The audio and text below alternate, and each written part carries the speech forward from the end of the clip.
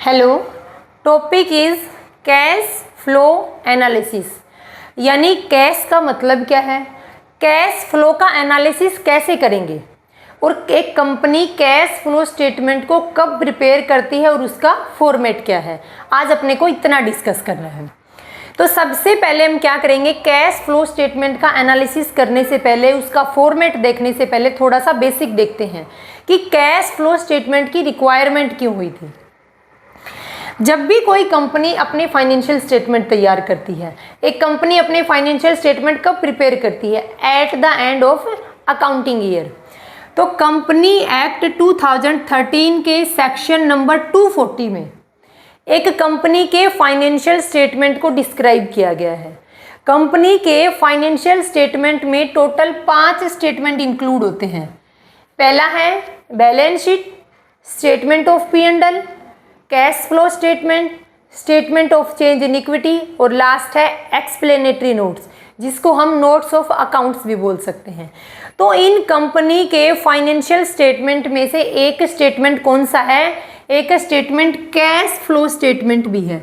और आज हम इस क्लास में इसी कैश फ्लो स्टेटमेंट को बिल्कुल बेसिक से लेकर के हाई लेवल तक डिस्कस करेंगे। तो क्या सिर्फ कंपनी के फाइनेंशियल स्टेटमेंट में ही इंक्लूड होता है कैश फ्लो स्टेटमेंट? नहीं।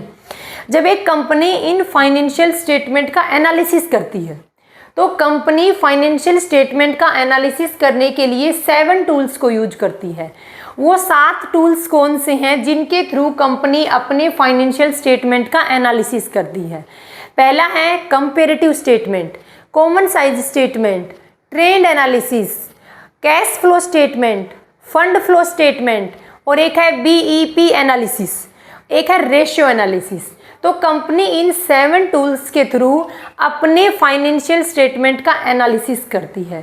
तो इन 7 टूल्स में से, इन 7 टूल्स में से एक टूल है कैश फ्लो स्टेटमेंट। यानी कैश फ्लो स्टेटमेंट एक काफ़ी इंपॉर्टेंट स्टेटमेंट है किसी भी कंपनी के लिए। अब हम देखेंगे कि इस कैश फ्लो स्टेटमेंट को कहाँ डिस्क्राइब किया गया है। Accounting standard number 3, accounting standard number 3 and Ind AS, Indian accounting standard number 4 के अंदर एक कंपनी के फाइनेंशियल स्टेटमेंट का कैश फ्लो स्टेटमेंट को डिस्क्राइब किया गया है। देखो, अकाउंटिंग स्टैंडर्ड नंबर 3 भी किसके बारे में बताता है, कैश फ्लो स्टेटमेंट के बारे में। इंड AS यानी इंडियन अकाउंटिंग स्टैंडर्ड नंबर 4 भी किसके बारे में डिस्क्राइब करता है, कैश फ्लो स्टेटमेंट के बारे में डिस्क्राइब करता है। तो मैंने अब तक आपको क्या बताया है कि एक कंपनी जब भी अपने फाइनेंशियल स्टेटमेंट को प्रिपेयर करती है, तो उसमें से 5 उस टाइम पर जब अपने फाइनेंशियल स्टेटमेंट को प्रिपेयर करेगी तो 5 स्टेटमेंट तैयार करती है। उसमें से एक स्टेटमेंट क्या है, कैश फ्लो स्टेटमेंट। और कैश फ्लो स्टेटमेंट को कहाँ डिस्क्राइब किया है, accounting standard number 3 and Indian accounting standard number 4 के अंदर डिस्क्राइब किया गया है। तो अब देखो, कंपनी एक्ट 2013 के अंदर cash flow statement must be prepared, यानी प्रिपेयर करना कंपलसरी है बाय ऑल कंपनी। सभी कंपनी के द्वारा, जितनी भी कंपनी अपने फाइनेंशियल स्टेटमेंट को प्रिपेयर करती है, उन कंपनी को कैश फ्लो स्टेटमेंट प्रिपेयर करना क्या है, कंपलसरी है। क्या कुछ कंपनियों को एग्जेम्पशन भी मिली है? क्या कुछ कंपनियों को इससे बाहर रखा गया है? यानी क्या कुछ कंपनियों को छूट दी गई है कि वो कैश फ्लो स्टेटमेंट ना बनाएं? तो इन कंपनियों को छोड़ करके कौन सी कंपनी है, 1 person company, small company, dormant company और एक है प्राइवेट कंपनी। प्राइवेट कंपनी सिर्फ अपने स्टार्टअप पर, प्राइवेट कंपनी सिर्फ अपने स्टार्टअप पर कैश फ्लो स्टेटमेंट नहीं बनाती, लेकिन उसके बाद बनाना कंपलसरी है। तो क्वेश्चन यहाँ से बन सकता है कि कौन सी ऐसी कंपनी है जिनको कैश फ्लो स्टेटमेंट बनाने की रिक्वायरमेंट नहीं है। स्मॉल कंपनी, 1 पर्सन कंपनी और है डोरमेंट कंपनी। और प्राइवेट कंपनी की केस में सिर्फ स्टार्टिंग में, सिर्फ स्टार्टअप के अंदर कंपनी को कैश फ्लो स्टेटमेंट बनाने की रिक्वायरमेंट नहीं है, लेकिन बाद में प्राइवेट कंपनी को भी कैश फ्लो स्टेटमेंट बनाना कंपलसरी है।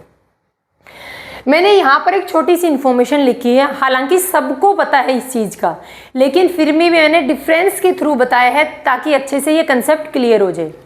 देखो, कंपनी के फाइनेंशियल स्टेटमेंट में से एक statement statement of P and L भी है और एक स्टेटमेंट कैश फ्लो स्टेटमेंट भी है। अब दोनों में डिफरेंस क्या है वो देखो।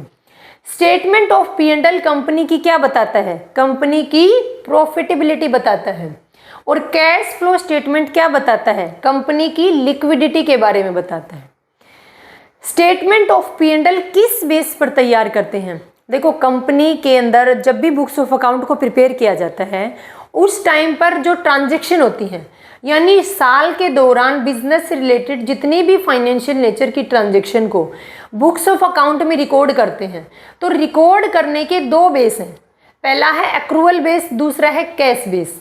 एक्रूअल बेस क्या बोलता है कि बिजनेस से रिलेटेड ट्रांजैक्शन होनी चाहिए और मॉनेटरी इन टर्म में होनी चाहिए, यानी बिजनेस से रिलेटेड ट्रांजैक्शन हो और मॉनेटरी इन नेचर होनी चाहिए, उनको हर ट्रांजैक्शन को बुक्स ऑफ अकाउंट में रिकॉर्ड करेंगे।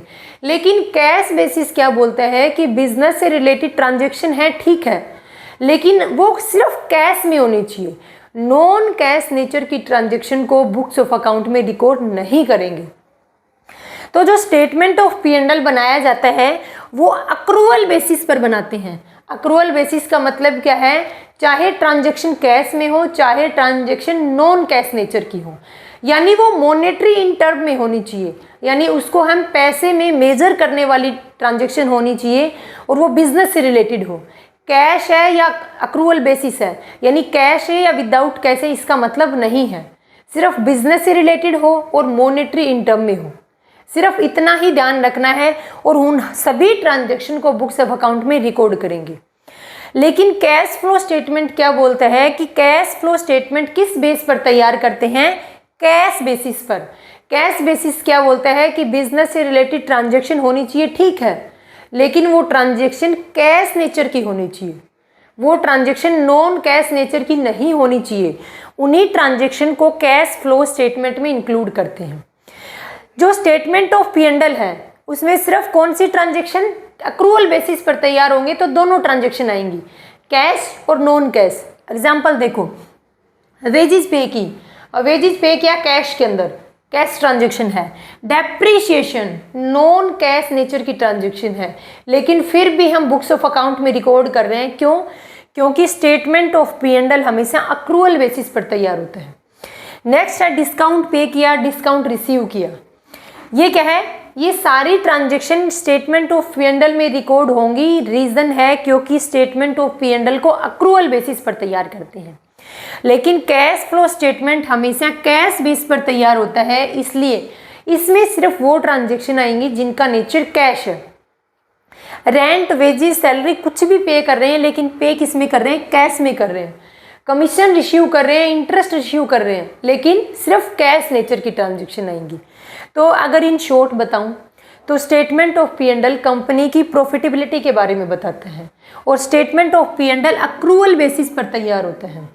लेकिन कैश फ्लो स्टेटमेंट क्या है, बिजनेस की लिक्विडिटी के बारे में बताता है कि बिजनेस के पास कितना कैश है, बिजनेस के पास कितना कैश है, और ये किस बेस पर तैयार होता है, ये कैश बेसिस पर तैयार करते हैं।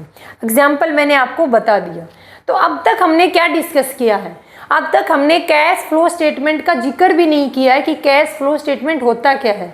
हमने थोड़ा बेसिक देखा है कि कैश फ्लो स्टेटमेंट का हमें कहाँ पर डिस्क्रिप्शन मिलता है, कहाँ पर उनको डिस्क्राइब किया गया है, अकाउंटिंग स्टैंडर्ड नंबर 3 और इंड AS 4 के अंदर डिस्क्राइब किया गया है। और इन पांचों स्टेटमेंट में से एक स्टेटमेंट कैश फ्लो स्टेटमेंट है। आज हमें इसी कैश फ्लो स्टेटमेंट को डिटेल में पढ़ना है। एक ये पॉइंट इंपॉर्टेंट है, ध्यान रखना कि कौन सी कंपनियों को कैश फ्लो स्टेटमेंट बनाने की रिक्वायरमेंट नहीं है। Small company, 1 person company, dormant company और प्राइवेट कंपनी। प्राइवेट कंपनी में सिर्फ ओनली स्टार्टअप पर बनाने की रिक्वायरमेंट नहीं है, लेकिन बाद में प्राइवेट कंपनी को भी कैश फ्लो स्टेटमेंट बनाना कंपलसरी है। अब हम आगे देखते हैं।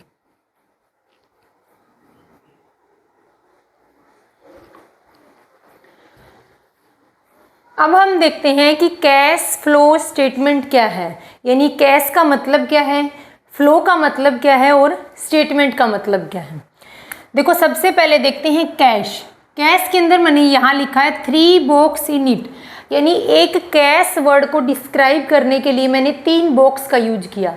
मैंने यहाँ पर बॉक्स वर्ड को यूज किया, यूज क्यों किया वो बाद में देखेंगे, पहले एक बार देखो। लेकिन इसको ध्यान रखना है कि 3 बॉक्स। अब देखो 3 बॉक्स कौन से हैं। सबसे पहला है कैश इन हैंड, यानी कैश के अंदर कौन सी फ्लो को, कैश के अंदर किन आइटम्स को इंक्लूड करेंगे। कैश के अंदर कैश इन हैंड आएगा, कैश एट बैंक आएगा और मार्केटेबल सिक्योरिटी या फिर शॉर्ट टर्म इन्वेस्टमेंट आएंगे। कैश के अंदर किसको इंक्लूड करेंगे, किन किन आइटम को इंक्लूड करेंगे, cash in hand, cash at bank और मार्केटेबल सिक्योरिटी, जिसको हम बोल सकते हैं शॉर्ट टर्म इन्वेस्टमेंट। अब कैश इन हैंड के अंदर जो पैसा कंपनी के गुल्लक में है, जो पैसा कंपनी के अंदर रखा हुआ है, कंपनी के गुल्लक में रखा हुआ है, कंपनी की तिजोरी में रखा है, वो पैसा है cash in hand. Cash at bank का मतलब क्या है, कैश एट बैंक में 2 डिपॉजिट हैं, एक है डिमांड डिपॉजिट और दूसरी है फिक्स डिपॉजिट। अब फिक्स डिपॉजिट है वो लंबे टाइम के लिए है, 1 साल, 2 साल, 3 साल, 5 साल, 10 साल के लिए। तो फिक्स डिपॉजिट को कभी भी कैश में इंक्लूड नहीं करते, यानी फिक्स डिपॉजिट को कैश से बाहर रखा गया है। दूसरा है डिमांड डिपॉजिट, यानी जैसे ही डिमांड करेंगे बैंक पेमेंट कर देगा हमें, यानी जैसे ही हमें पैसे की रिक्वायरमेंट है हम बैंक के पास गए तो बैंक क्या करेगा, डिमांड डिपॉजिट की एट ए टाइम हमें पेमेंट दे देगा, हमें उस अमाउंट की रिपेमेंट कर देगा। तो डिमांड डिपॉजिट को कैश एट बैंक में इंक्लूड करेंगे, यानी कैश के अंदर कैश इन हैंड आएगा, कैश एट बैंक आएगा, लेकिन कैश एट बैंक, बैंक का कौन सा पैसा, बैंक का सिर्फ डिमांड डिपॉजिट आएगा, फिक्स डिपॉजिट इसमें इंक्लूड नहीं होगा। और साथ में चेक और ड्राफ्ट भी इसके अंदर ही इंक्लूड होंगे। अब बात आती है मार्केटेबल सिक्योरिटी और short term investment. Marketable securities का मतलब क्या है, यानी शॉर्ट टर्म इन्वेस्टमेंट। अब तक हमने क्या पढ़ा, शॉर्ट टर्म इन्वेस्टमेंट का मतलब क्या है, वो इन्वेस्टमेंट जो विद इन 12 मंथ कैश में कन्वर्ट हो जाएंगी, वो क्या है, वो शॉर्ट टर्म इन्वेस्टमेंट है। लेकिन बात हम यहाँ पर कर रहे थे कैश की। जब हम कैश को चेक कर रहे हैं तो इस मैटर में शॉर्ट टर्म इन्वेस्टमेंट का मतलब क्या है कि वो सारी सिक्योरिटीज जो विद इन 3 मंथ कैश में कन्वर्ट हो जाएंगी, सिर्फ 19 सिक्योरिटीज़ को हम मार्केटेबल सिक्योरिटी में इंक्लूड करते हैं। एग्जाम्पल के लिए treasury bill, commercial paper, depository receipt, ये सारे क्या हैं, ये सारे हैं मार्केटेबल सिक्योरिटी। तो कैश के अंदर किन आइटम को इंक्लूड करेंगे, कैश इन हैंड जो कंपनी के पास, कंपनी के गुल्लक में रखा है। कैश एट बैंक, बैंक का कौन सा पैसा, सिर्फ डिमांड डिपॉजिट, और इसके अंदर चेक और ड्राफ्ट भी इंक्लूड होंगे। थर्ड है मार्केटेबल सिक्योरिटी या शॉर्ट टर्म इन्वेस्टमेंट, वो इन्वेस्टमेंट, वो सिक्योरिटी जो विद इन 3 मंथ क्या हो जाएंगी, कैश में कन्वर्ट हो जाएंगी। सिर्फ उन्हीं सिक्योरिटी को, उन्हीं इन्वेस्टमेंट को हम कैश में इंक्लूड करेंगे। अब इनमें एग्जाम्पल मैंने आपको बता दिया, कई बार एग्जाम्पल पूछ लेते हैं अपने से। अब मैंने एक पॉइंट दिया यहाँ पर, bank overdraft and cash credit. Bank overdraft और कैश क्रेडिट को हम कैश का पार्ट नहीं मानते, यानी इनको ऐड करके हम बैंक ओवरड्राफ्ट और कैश क्रेडिट को लेस नहीं करेंगे। बैंक ओवरड्राफ्ट और कैश क्रेडिट क्या है, ये कंपनी की फाइनेंशियल एक्टिविटी के अंदर इंक्लूड करेंगे। अब ये फाइनेंशियल एक्टिविटी क्या है वो बाद में देखेंगे। इतना ध्यान रखना कि bank overdraft and cash credit को हम कैश में इंक्लूड नहीं करेंगे, बल्कि बैंक ओवरड्राफ्ट और कैश क्रेडिट कंपनी की फाइनेंशियल एक्टिविटी में रिकॉर्ड होंगी।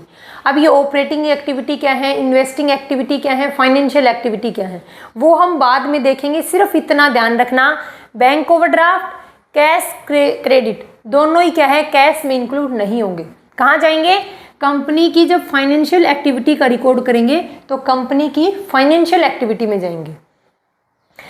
अब एक वर्ड है हमारे पास फ्लो। फ्लो का मतलब क्या है, कैश का इनफ्लो और कैश का आउटफ्लो। ओनली कैश, हम कौन सा स्टेटमेंट बना रहे हैं, कैश फ्लो स्टेटमेंट। तो किस फ्लो को चेक करेंगे, कैश के इनफ्लो को और कैश के आउटफ्लो को चेक करेंगे। अब बात आती है स्टेटमेंट का मतलब क्या है। स्टेटमेंट का मतलब समरी तैयार करना। किसकी समरी तैयार कर रहे हैं, 2 अकाउंटिंग पीरियड की कंपनी के, एक कंपनी के 2 अकाउंटिंग पीरियड के जो फाइनेंशियल स्टेटमेंट हैं उन फाइनेंशियल स्टेटमेंट की क्या तैयार कर रहे हैं, समरी तैयार कर रहे हैं। और उसमें सिर्फ और सिर्फ किन ट्रांजेक्शन को इंक्लूड करेंगे, सिर्फ और सिर्फ कैश ट्रांजेक्शन को इंक्लूड करेंगे जो मैंने बताई है, यानी सिर्फ कैश नेचर की ट्रांजेक्शन को इंक्लूड करेंगे किसके अंदर, कैश फ्लो स्टेटमेंट में। तो मैंने आपको स्टेटमेंट का मतलब बताया, स्टेटमेंट का मतलब है समरी, यानी एक कंपनी के जो फाइनेंशियल स्टेटमेंट हैं, 2 अकाउंटिंग पीरियड के फाइनेंशियल स्टेटमेंट की समरी तैयार करेंगे। और समरी के अंदर सिर्फ किसको इंक्लूड करेंगे, कैश के इनफ्लो को और कैश के आउटफ्लो को। नॉन कैश नेचर की जितनी भी ट्रांजैक्शन है उनका कैश फ्लो से कोई मतलब नहीं है, यानी उनको कैश फ्लो स्टेटमेंट में रिकॉर्ड भी नहीं करेंगे, शो भी नहीं करेंगे। एक बार फिर से बताती हूँ कैश का मतलब क्या है। Cash in hand, cash at bank, marketable security. कौन सी मार्केटेबल सिक्योरिटी, जो विद इन 3 मंथ क्या हो जाएंगी, कैश में कन्वर्ट हो जाएंगी। लेकिन ध्यान रखना 2 point, bank overdraft, cash credit को इन मार्केटेबल सिक्योरिटी से बाहर रखा गया है, यानी इस कैश के टर्म से बाहर रखा गया है। कहाँ शो करेंगे, कंपनी के फाइनेंशियल एक्टिविटी में शो करेंगे।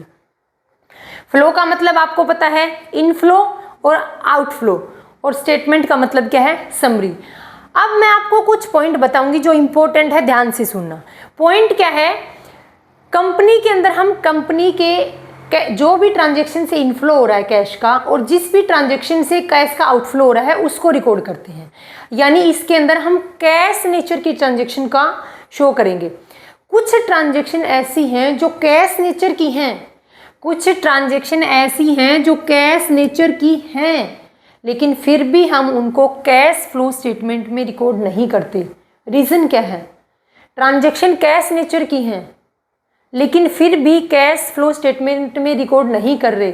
रीज़न क्या है, रीज़न है क्योंकि कैश ट्रांजैक्शन तो कैश इन नेचर हैं, लेकिन उस ट्रांजैक्शन की वजह से कैश का फ्लो नहीं हो रहा, उन ट्रांजैक्शन की वजह से कैश का फ्लो नहीं हो रहा, यानी कैश का बिजनेस से इनफ्लो और बिजनेस से बाहर आउटफ्लो नहीं हो रहा।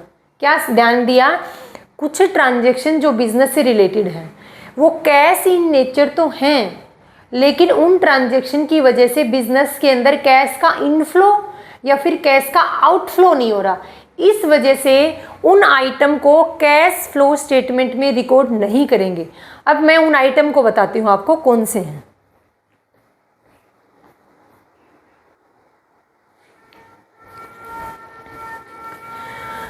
अब हम देखते हैं, देखो कैश फ्लो स्टेटमेंट में कैश के इनफ्लो को और आउटफ्लो को रिकॉर्ड करते हैं, ये सबको पता है। कैश फ्लो स्टेटमेंट में एक कंपनी के कैश के इनफ्लो और कैश के आउटफ्लो को रिकॉर्ड करते हैं, लेकिन कुछ ट्रांजैक्शन ऐसी हैं जो कैश में तो हैं, यानी उन ट्रांजैक्शन का नेचर कैश नेचर तो है, लेकिन फिर भी उन ट्रांजैक्शन को हम कैश फ्लो स्टेटमेंट में रिकॉर्ड नहीं करते। उसका देखना है कि वो कौन सी ट्रांजैक्शन है। देखो मैंने क्या लिखा, कैश फ्लो स्टेटमेंट में कैश के फ्लो और आउटफ्लो को रिकॉर्ड करते हैं, सबको पता है, लेकिन इन आइटम का कैश के, लेकिन कुछ आइटम ऐसी हैं जिनका कैश फ्लो स्टेटमेंट पर कोई इफेक्ट नहीं होता। लेकिन कुछ आइटम क्या हैं, ऐसी हैं जिनका कैश के ऊपर कैश फ्लो स्टेटमेंट पर कोई इफेक्ट नहीं हो रहा। अब वो देखते हैं हम, वो ट्रांजैक्शन, वो आइटम देखते हैं। अब देखो मैंने एक वर्ड यूज किया यहाँ पर, विद इन बॉक्स आइटम। मैंने क्या बताया कि कुछ ट्रांजैक्शन ऐसी हैं जो कैश इन नेचर हैं, लेकिन फिर भी कैश फ्लो स्टेटमेंट में रिकॉर्ड नहीं करते। उसका रीज़न क्या है, उसका रीज़न है कि वो ट्रांजैक्शन, वो आइटम क्या है, विद इन बॉक्स हैं। ये विद इन बॉक्स का मतलब क्या है, देखो मैंने आपको थोड़ी देर पहले बताया था कि आप इस बॉक्स वर्ड को ध्यान रखना। बॉक्स का मतलब है कि मैंने आपको 3 ट्रांजैक्शन, 3 आइटम को बॉक्स में शो किया था, cash in hand, cash at bank और मार्केटेबल सिक्योरिटीज। अब सिर्फ इस बॉक्स के अंदर अगर ट्रांजैक्शन घूम रही है, अगर ट्रांजैक्शन हो रही है, कैश से रिलेटेड भी है, लेकिन उसका इफेक्ट विद इन बॉक्स है, उन आइटम्स का इफेक्ट, उन ट्रांजैक्शन का इफेक्ट बिजनेस के इनफ्लो और आउटफ्लो के अंदर नहीं हो रहा, यानी ना तो पैसा बिजनेस के अंदर आ रहा है, ना पैसा बिजनेस से बाहर जा रहा है, बल्कि क्या है कि सिर्फ इस बॉक्स के अंदर वो ट्रांजैक्शन घूम रही है, सिर्फ इस बॉक्स में वो ट्रांजेक्शन घूम रही हैं, इसी वजह से उन आइटम को, उन ट्रांजेक्शन को हम कैश फ्लो स्टेटमेंट में रिकॉर्ड नहीं करते। तो क्वेश्चन ये पुट कर सकती है कि भाई कौन सी स्टेटमेंट ऐसी हैं, कि कौन सी स्टेटमेंट, कौन से आइटम ऐसे हैं जिनको कैश फ्लो स्टेटमेंट में रिकॉर्ड नहीं करते, और रीज़न क्या है। रीज़न ये है कि वो, रीज़न क्या है कि वो विद इन बॉक्स आइटम है। कौन सी है? With in box. अब देखो विद इन बॉक्स का मतलब क्या है। विड्रॉल ऑफ कैश, कैश का विड्रॉल किया, कैश का विड्रॉल किया तो बैंक से बैलेंस कम हो गया और कैश बढ़ गया। अभी ट्रांजेक्शन का इफेक्ट कहाँ हुआ? With in box. बैंक कम हो गया और दूसरी साइड कैश इन हैंड बढ़ गया। अब नेक्स्ट देखो, डिपॉजिट ऑफ कैश, कैश का डिपॉजिट करवा दिया, कैश को बैंक में डिपॉजिट करवा दिया। कैश को बैंक में डिपॉजिट करवाने से बैंक का बैलेंस बढ़ गया और कैश का बैलेंस कम हो गया। क्या विद इन बॉक्स ट्रांजेक्शन घूम रही है? बिल्कुल घूम रही है। नेक्स्ट क्या है? Marketable security, purchase and sale of marketable security. Marketable security का परचेज कर रहे हैं या फिर मार्केटेबल सिक्योरिटी का सेल कर रहे हैं। इनकी वजह से क्या है, अगर मार्केटेबल सिक्योरिटी को सेल कर दिया तो क्या हो जाएगा? कैश या बैंक का बैलेंस बढ़ जाएगा। अगर मार्केटेबल सिक्योरिटी को परचेज कर लिया तो कैश या बैंक का बैलेंस कम हो जाएगा।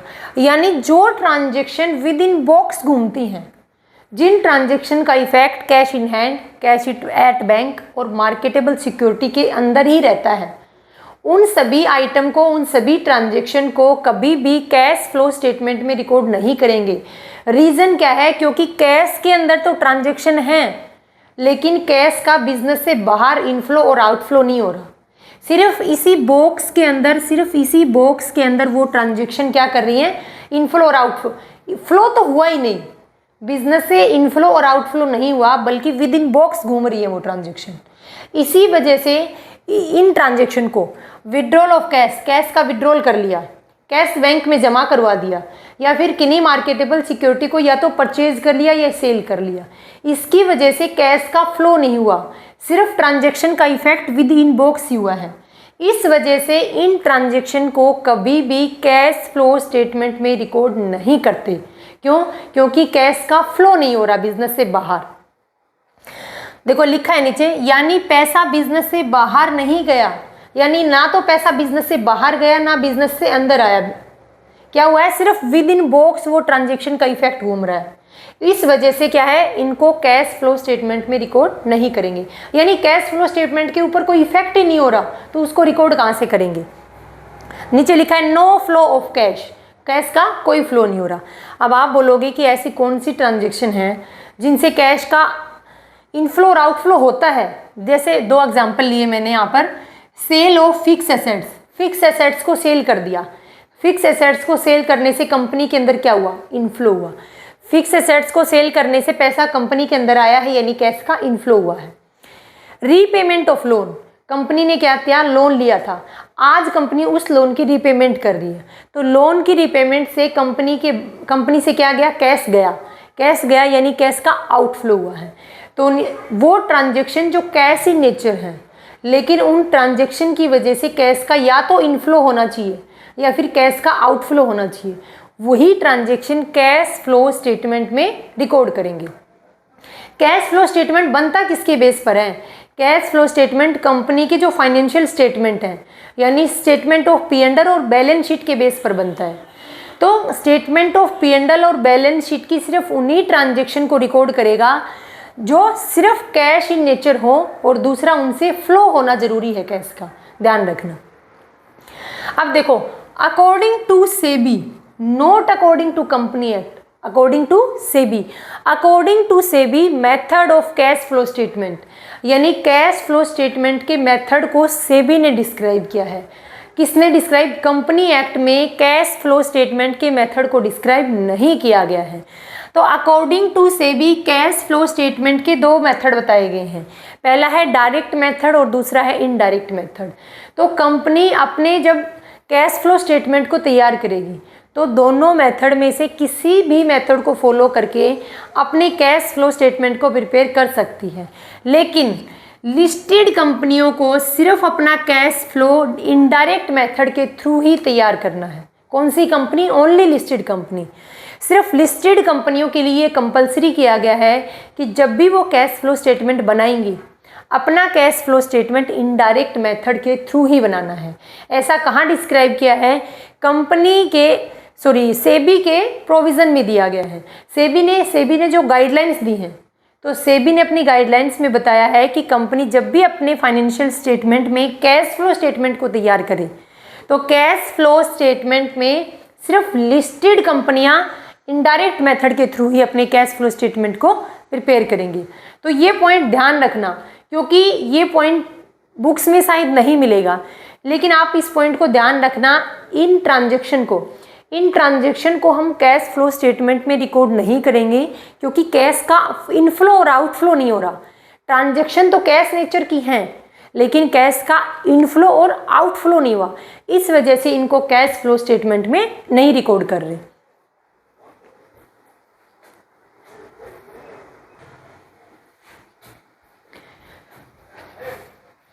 अब देखो हम कर रहे हैं classification of cash flow statement, यानी कैश फ्लो स्टेटमेंट के अंदर हम जिन आइटम को, जिन ट्रांजैक्शन को रिकॉर्ड करेंगे, शो करेंगे, उनका हम क्लासिफिकेशन कैसे करेंगे।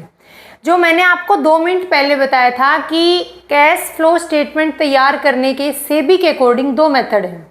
पहला है डायरेक्ट मेथड, दूसरा है इनडायरेक्ट मेथड। चाहे कंपनी डायरेक्ट मेथड से अपने कैश फ्लो स्टेटमेंट को तैयार करे, चाहे कंपनी इनडायरेक्ट मेथड से अपने कैश फ्लो स्टेटमेंट को तैयार करे, कंपनी अपने कैश फ्लो स्टेटमेंट का क्लासिफिकेशन 3 एक्टिविटी में करेगी। मेथड कोई भी हो, either direct method, either indirect method. Company cash flow statement को तैयार करने में सभी एक्टिविटी को 3 पार्ट में कैटेगराइज करती है। पहला है ऑपरेटिंग एक्टिविटी, दूसरा है इन्वेस्टिंग एक्टिविटीज़ और तीसरा है फाइनेंशियल एक्टिविटीज़। यानी डायरेक्ट और इनडायरेक्ट मेथड एक अलग कंसेप्ट है और ये अलग कंसेप्ट है। मान लो कंपनी इनडायरेक्ट मेथड को फॉलो कर रही है, तो भी कंपनी अपनी कैश फ्लो की एक्टिविटी को 3 पार्ट में कैटेगराइज करेगी। मान लो कंपनी डायरेक्ट मेथड को फॉलो करके कैश फ्लो स्टेटमेंट को प्रिपेयर कर रही है, तो भी कंपनी सभी एक्टिविटी को 3 पार्ट में कैटेगराइज करेगी। बस इतना ध्यान रखना था कि जो लिस्टेड कंपनी है वो किस मेथड को फॉलो करेगी, इनडायरेक्ट मेथड को फॉलो करेगी। फिर डिफरेंस क्या है, फिर डायरेक्ट और इनडायरेक्ट का डिफरेंस क्या रह गया, जब दोनों के अंदर ही तीनों ही एक्टिविटी को सॉल्व कर रहे हैं। कंपनी के दोनों मेथड के अकॉर्डिंग डायरेक्ट और इनडायरेक्ट दोनों में ही इन कैश फ्लो की सभी ट्रांजैक्शन को इन 3 एक्टिविटी में क्लासीफाई कर रहे हैं। डिफरेंस है ऑपरेटिंग एक्टिविटी में, यानी किसी भी मेथड के अकॉर्डिंग हम कैश फ्लो स्टेटमेंट को तैयार करें, इन्वेस्टिंग एक्टिविटी और फाइनेंशियल एक्टिविटी सेम रहेंगी। जहां पर डिफरेंस है, जहां पर चेंज होगा वो है ऑपरेटिंग एक्टिविटीज। कंपनी की ऑपरेटिंग एक्टिविटी को परफॉर्म करने का, शो करने का तरीका चेंज हो जाएगा। क्या बताया मैंने आपको, चाहे किसी मेथड के थ्रू हम कैश फ्लो स्टेटमेंट को तैयार कर रहे हो, तीनों एक्टिविटी के अंदर कैश फ्लो की ट्रांजैक्शन को क्लासीफाई करेंगे। डिफरेंस कहाँ है, ऑपरेटिंग एक्टिविटी में। कंपनी जब डायरेक्ट मेथड या इनडायरेक्ट मेथड, इन दोनों मेथड में से किसी भी मेथड को फॉलो कर रही हो, सिर्फ ऑपरेटिंग एक्टिविटी को शो करने का तरीका चेंज हो जाएगा। ऑपरेटिंग एक्टिविटी को परफॉर्म करने का, शो करने का तरीका चेंज होगा। बाकी इन्वेस्टिंग एक्टिविटी और financial activity same as it is रहेंगी, उन पर किसी तरीके का कोई इफेक्ट नहीं होगा, चाहे आप डायरेक्ट मेथड से चाहे इनडायरेक्ट मेथड से कैश फ्लो स्टेटमेंट को प्रिपेयर करो। अब वो डिफरेंस क्या है वो हम बाद में देखेंगे। पहले हम देखते हैं कि कंपनी के कैश फ्लो स्टेटमेंट के अंदर जो एक्टिविटी आती हैं, जो आइटम्स आते हैं, उनको कितने पार्ट में क्लासीफाई किया गया और क्या क्या इसके अंदर रिकॉर्ड होता है। मैंने यहाँ पर ब्रैकेट में लिखा है नॉन फाइनेंशियल इंस्टीट्यूशन, यानी हम जो कैश फ्लो स्टेटमेंट का क्लासिफिकेशन, कैश फ्लो स्टेटमेंट की सभी ट्रांजैक्शन को मैंने 3 पार्ट में कैटेगराइज किया है। ये जो फॉर्मेट बता रही हूँ मैं आपको, ये बता रही हूँ नॉन फाइनेंशियल इंस्टीट्यूशन। जो फाइनेंशियल इंस्टीट्यूशन होते हैं, जैसे बैंक हैं, जैसे अदर कोई फाइनेंशियल इंस्टीट्यूशन है, वो यानी कोई लोन दे रही है, कोई लोन ले रही है, अपने शेयर्स को इशू कर रही है, डिबेंचर्स, इस तरीके की जो कंपनियां, यानी शेयर्स में क्या है, बाइंग और सेलिंग कर रही है, सिक्योरिटी को बाई और सेल कर रही है, लोन प्रोवाइड कर रही है, वो क्या है, वो फाइनेंशियल इंस्टीट्यूशन होते हैं। उनमें थोड़ा सा डिफरेंस होगा, वो हम बाद में देखेंगे क्या डिफरेंस है।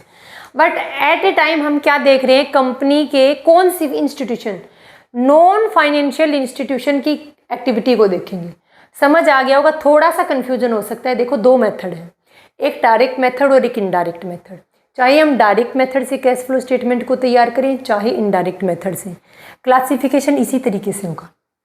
जब मैं आपको बता दूंगी अच्छे से समझ आ गया होगा। एक बार आप थोड़ा सा कन्फ्यूजन हो सकते हैं कि पहले आप 2 मेथड बता रहे हो, फिर आप 3 एक्टिविटी बता रहे हो। 2 मेथड है तैयार करने की, ठीक है। दोनों मेथड के अंदर तीनों एक्टिविटी को क्लासीफाई करेंगे सेम तरीके से, फ़र्क सिर्फ यहाँ पर होगा। डायरेक्ट मेथड में हम ऑपरेटिंग एक्टिविटी को अलग तरीके से शो करेंगे और इनडायरेक्ट मेथड में हम ऑपरेटिंग एक्टिविटी को अलग तरीके से शो करेंगे, सिर्फ शो करने का तरीका अलग होगा, बाकी ये दोनों एक्टिविटी सेम तरीके से शो करेंगे। अब देखो कंपनी के जब कैश फ्लो स्टेटमेंट को तैयार करेंगे तो उस कैश फ्लो स्टेटमेंट में हम सभी ट्रांजैक्शन को 3 पार्ट में कैटेगराइज करेंगे। यानी कुछ एक्टिविटी ऐसी हैं जो ऑपरेटिंग एक्टिविटी, यानी कुछ आइटम्स ऐसे हैं जो ऑपरेटिंग एक्टिविटी में इंक्लूड होंगे, कुछ होंगे जो इन्वेस्टिंग एक्टिविटी के अंदर, और कुछ होते हैं जिनको फाइनेंशियल एक्टिविटी में रिकॉर्ड करेंगे। तो कंपनी के कैश फ्लो स्टेटमेंट को 3 पार्ट में कैटेगराइज करते हैं, ऑपरेटिंग एक्टिविटीज़, इन्वेस्टिंग एक्टिविटीज़ और है फाइनेंशियल एक्टिविटीज़। अब ऑपरेटिंग एक्टिविटीज़ का मतलब क्या है, देखो वो एक्टिविटी जिनसे बिजनेस को रेवेन्यू जनरेट हो रहा है, वो एक्टिविटी जिनसे बिजनेस को रेवेन्यू जनरेट होता है उनको बोलते हैं ऑपरेटिंग एक्टिविटीज़। नीचे लिखा मैंने, यानी बिजनेस के ऑपरेशन से कंपनी को जो रेवेन्यू मिलती है, कंपनी को जो रेवेन्यू मिलती है या कंपनी को जो एक्सपेंस करने पड़ते हैं, किसके लिए, कंपनी के ऑपरेशन के लिए, कंपनी को रन करने के लिए, कंपनी को चलाने के लिए। यानी मान लो कंपनी गुड्स एंड सर्विसेज का प्रोडक्शन कर रही है, उन गुड्स एंड सर्विसेज को सेल करने से जो अमाउंट रिसीव हुई ऑपरेटिंग एक्टिविटी में आएंगी। उन गुड्स एंड सर्विसेज को प्रोडक्शन करने के लिए जितने खर्चे लगे ऑपरेटिंग एक्टिविटीज़ में आएंगी। आप समझ गए कि ऑपरेटिंग एक्टिविटीज़ में कौन सी एक्टिविटी इंक्लूड होंगी। कंपनी जिन एक्टिविटी जिसमें ट्रेड कर रही है, कंपनी यानी गुड्स एंड सर्विसेज का मान लो प्रोडक्शन करके सेल करती है, तो कंपनी के ऑपरेशन से जितनी भी इनकम रिसीव होती है और जितने भी एक्सपेंस होते हैं उनको कंपनी की ऑपरेटिंग एक्टिविटी में इंक्लूड होंगी। ऑपरेटिंग यानी बिजनेस को ऑपरेट करने के जितने भी एक्सपेंस और जितनी भी इनकम है उनको कहाँ रिकॉर्ड करेंगे, कंपनी की ऑपरेटिंग एक्टिविटी में रिकॉर्ड करेंगे। एग्जाम्पल देखो ज़्यादा अच्छे से समझ आएगा। Sales of goods and services, company जिन गुड्स एंड सर्विसेज का प्रोडक्शन कर रही है या फिर ट्रेड कर रही है, तो उनको सेल करने से जो अमाउंट रिसीव होती है वो ऑपरेटिंग एक्टिविटी में है। फीस है, रॉयल्टी है, कमीशन है, अगर मान लो इनका रिसीव कर रहे हैं या इनकी पेमेंट है, मान लो फीस पे कर रहे हैं, कमीशन पे कर रहे हैं, ये क्या है, ये सारे क्या है, बिजनेस को ऑपरेट करने की एक्टिविटी है। ये क्या है, बिजनेस के ऑपरेशन के ये कौन, मान लो फीस पेमेंट करनी पड़ती है, कंपनी को ऑपरेट करने के लिए कुछ फीस पे करनी पड़ती है, वो फीस किस में आती है, वो फीस कंपनी के ऑपरेशन से रिलेटेड है, तो वो ऑपरेटिंग एक्टिविटी का पार्ट है। अब देखो मैंने यहाँ पर लिखा लोन टू एम्प्लॉय, और एम्प्लॉय को लोन दिया है, किसी थर्ड पार्टी को लोन नहीं दिया। मैंने स्टार लगाया इसलिए ताकि कई बार क्वेश्चन पुटअप कर लिया जाएगा कि लोन एम्प्लॉय को लोन दिया, एम्प्लॉय के लोन को कौन सी एक्टिविटी के अंदर इंक्लूड करेंगे। अगर एम्प्लॉय को लोन दे रहे हैं तो वो कंपनी की ऑपरेटिंग एक्टिविटी है, अगर किसी थर्ड पार्टी को लोन दे रहे हैं तो वो कंपनी की फाइनेंशियल एक्टिविटी है। नोट करना, अगर किसी एम्प्लॉय को लोन दिया कहाँ रिकॉर्ड करेंगे, कंपनी की ऑपरेटिंग एक्टिविटी में, लेकिन अगर किसी थर्ड पार्टी को लोन देती है कंपनी तो वो कंपनी की फाइनेंशियल एक्टिविटी में आता है। नेक्स्ट है paid to supplier of goods and services. Goods and services को क्या किया, मान लो क्रेडिट के अंदर परचेज किया है रॉ मटेरियल को, या फिर हम सेल कर रहे हैं। अगर मान लो क्रेडिट के अंदर हमने रॉ मटेरियल को परचेज किया तो उसके लिए क्या करनी पड़ेगी, पेमेंट करनी पड़ेगी। तो वो पेमेंट कंपनी की ऑपरेटिंग एक्टिविटी का पार्ट है। क्यों, क्योंकि बिजनेस उस रॉ मटेरियल से गुड्स एंड सर्विसेज का प्रोडक्शन करेगी और प्रोडक्शन करके उनका क्या करेगी, सेल करेगी। यानी ये बिजनेस का ऑपरेशन है, बिजनेस की ऑपरेटिंग एक्टिविटी है। नेक्स्ट है हमारे पास paid to operating expense. Operating expense क्या है, जैसे कमीशन पे कर दिया, रेंट पे कर दिया। ये सब क्या है? ये सब कंपनी के ऑपरेशन एक्सपेंसेस हैं, यानी बिजनेस को ऑपरेट करने के जो एक्सपेंसेस हैं वो किसके अंदर है? जैसे मान लो लाइटिंग का बिल है, बिजली का बिल पे करना पड़ता है, कुछ पावर एक्सपेंसेस हैं उनको पे करना पड़ता है, वो कंपनी के ऑपरेटिंग एक्सपेंस हैं। वो कहाँ इंक्लूड होंगे? कंपनी की ऑपरेटिंग एक्टिविटी में इंक्लूड होंगे। देखो मैंने स्टार लगा के लिखा income tax paid and refund. मैंने सिर्फ इनकम टैक्स लिखा, इनकम टैक्स यानी किसी प्रॉपर्टी के ऊपर कोई टैक्स नहीं है, किसी सिक्योरिटी के ऊपर, किसी इन्वेस्टमेंट के ऊपर कोई टैक्स पे नहीं किया गया। ये टैक्स कौन सा? इनकम टैक्स है। इनकम टैक्स कंपनी की ऑपरेटिंग एक्टिविटी का पार्ट है। इनकम टैक्स पे किया तो क्या हुआ? आउटफ्लो हुआ। अगर इनकम टैक्स का रिफंड मिल गया तो कंपनी के अंदर इनफ्लो हुआ। तो इनफ्लो को ऐड कर देंगे और आउटफ्लो को लेस कर देंगे। एक बार फिर से बताती हूँ, कंपनी की ऑपरेटिंग एक्टिविटी के अंदर सिर्फ उन्हीं एक्टिविटी को, उन्हीं आइटम को रिकॉर्ड करेंगे जो बिजनेस के ऑपरेशन से रिलेटेड है। यानी बिजनेस की ऑपरेटिंग एक्टिविटी की वजह से अगर बिजनेस को इनफ्लो हो रहा है तो ऐड करेंगे, अगर आउटफ्लो हो रहा है तो क्या करेंगे? लेस करेंगे। अब इनफ्लो और आउटफ्लो किन एक्टिविटी की वजह से होता है? जैसे एग्जांपल दे मैंने, गुड्स एंड सर्विसेज का सेल किया, बिजनेस में इनफ्लो हुआ। यहाँ पर इनको बिजनेस की ऑपरेटिंग एक्टिविटी में क्यों इंक्लूड किया? क्यों? क्योंकि बिजनेस गुड्स एंड सर्विसेज का प्रोडक्शन करके सेल कर रहा है। ये बिजनेस का ऑपरेशन है, ये बिजनेस की एक्टिविटी है, ये बिजनेस का काम है। यानी क्या है? क्या है? गुड्स एंड सर्विसेज को प्रोडक्शन करना और सेल करना बिजनेस का क्या है? काम है। इसी चीज का तो बिजनेस कर रही है कंपनी। लोन की रिपेमेंट कर, लोन दिया किसको? एम्प्लॉय को। ध्यान रखना दोनों पॉइंट मोस्ट इंपॉर्टेंट है, लोन और टैक्स वाला। अगर लोन थर्ड पार्टी को देते तो फाइनेंशियल एक्टिविटी में रिकॉर्ड होता, लेकिन हम लोन एम्प्लॉय को दे रहे हैं इसलिए ऑपरेटिंग एक्टिविटी मानेंगे। अगर इनकम टैक्स है, इनकम टैक्स का पेमेंट कर रहे हैं या फिर इनकम टैक्स का रिफंड मिल रहा है, ऑपरेटिंग एक्टिविटी का पार्ट है। बट अगर किसी भी सिक्योरिटी के ऊपर, किसी भी एसेट्स के ऊपर, किसी भी इन्वेस्टमेंट के ऊपर उनको सेल करते टाइम अगर कोई टैक्स पे किया है या फिर टैक्स का कोई रिफंड है तो वो उसी एसेट्स के साथ, उसी इन्वेस्टमेंट के साथ आएगा। वो बाद में बताऊंगी मैं आपको। तो अभी आपको ऑपरेटिंग एक्टिविटी समझ आई। सिर्फ मैंने ऑपरेटिंग एक्टिविटी को यहाँ पर थ्योरेटिकल कंसेप्ट में एक्सप्लेन किया है। अभी तक मैंने आपको परफॉर्मा नहीं बताया है। अगर आप थ्योरेटिकल कंसेप्ट स्टार्टिंग में समझ गए तो परफॉर्मा बहुत जल्दी समझ आ जाएगा। अब दूसरी एक्टिविटी आती है इन्वेस्टिंग एक्टिविटी। इन्वेस्ट कर रखा है, यानी कोई ऐसी कंपनी है, यानी एक कंपनी क्या कर रखा है? कुछ एसेट्स के अंदर अपना पैसा इन्वेस्ट कर रखा है, कुछ इन्वेस्टमेंट में अपना पैसा इन्वेस्ट कर रखा है।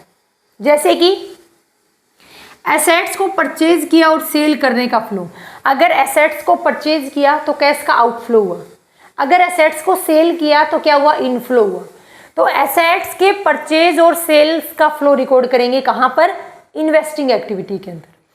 अगर शेयर, अगर डिबेंचर्स या किसी भी, अगर कंपनी की किसी भी अदर सिक्योरिटी, शेयर्स हैं, डिबेंचर्स हैं, बॉन्ड्स हैं, इनका अगर कंपनी क्या कर रही है? परचेज और सेल कर रही है, इशू नहीं कर रही कंपनी शेयर, डिबेंचर्स या अदर सिक्योरिटी का इशू नहीं कर रही, बल्कि अगर इशू करती तो वो फाइनेंशियल एक्टिविटी का पार्ट होता। कंपनी क्या कर रही है? उनका सेल और परचेज कर रही है, तो वो किसका पार्ट है? वो कंपनी की इन्वेस्टिंग एक्टिविटी का पार्ट है। जैसे एग्जांपल देती हूँ आपको। मान लो ए लिमिटेड एक कंपनी है, ए लिमिटेड कंपनी ने बी लिमिटेड कंपनी के शेयर्स में पैसा इन्वेस्ट कर रखा है। तो वो क्या कर रखा है? वो ए लिमिटेड कंपनी ने बी लिमिटेड के शेयर को परचेज कर रखा है। क्या कर रही? कंपनी खुद शेयर इशू नहीं कर रही।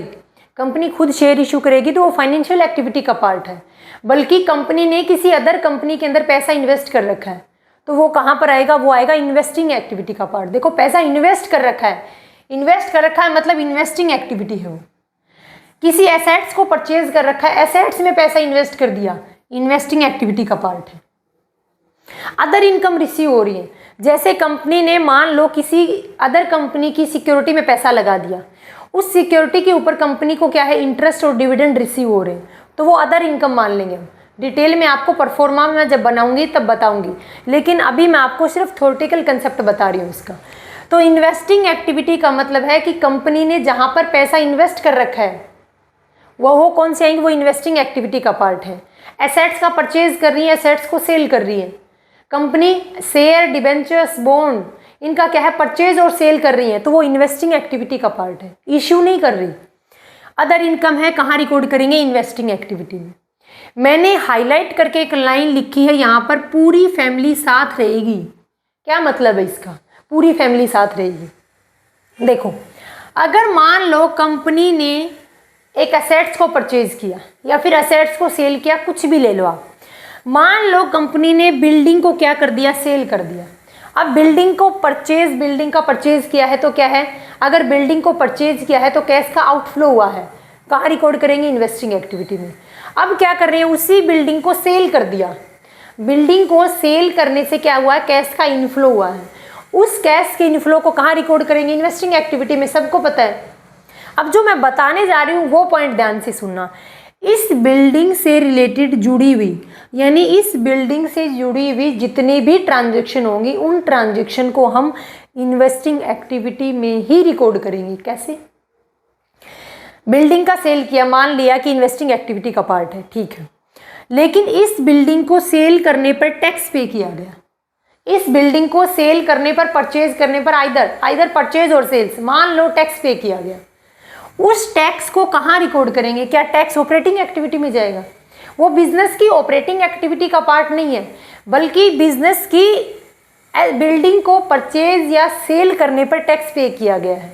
और बिल्डिंग क्या है, बिल्डिंग का परचेज या सेल्स किस एक्टिविटी का पार्ट है, इन्वेस्टिंग एक्टिविटी का पार्ट है। तो इससे रिलेटेड जो टैक्स पे कर रहे हैं हम, वो किसके अंदर आएगा, वो बिजनेस की इन्वेस्टिंग एक्टिविटी में ही रिकॉर्ड करेंगे। टैक्स का पे कर रहे हैं तो आउटफ्लो हो रहा है, आउटफ्लो को हम लेस कर देंगे। इन एनी लॉस, अगर बिल्डिंग को सेल करने से कोई लॉस हुआ या फिर बिल्डिंग को सेल करने से प्रॉफिट हुआ, तो कहाँ रिकॉर्ड करेंगे, ऑपरेटिंग एक्टिविटी में नहीं, कहाँ रिकॉर्ड करेंगे, कंपनी की इन्वेस्टिंग एक्टिविटी में रिकॉर्ड करेंगे।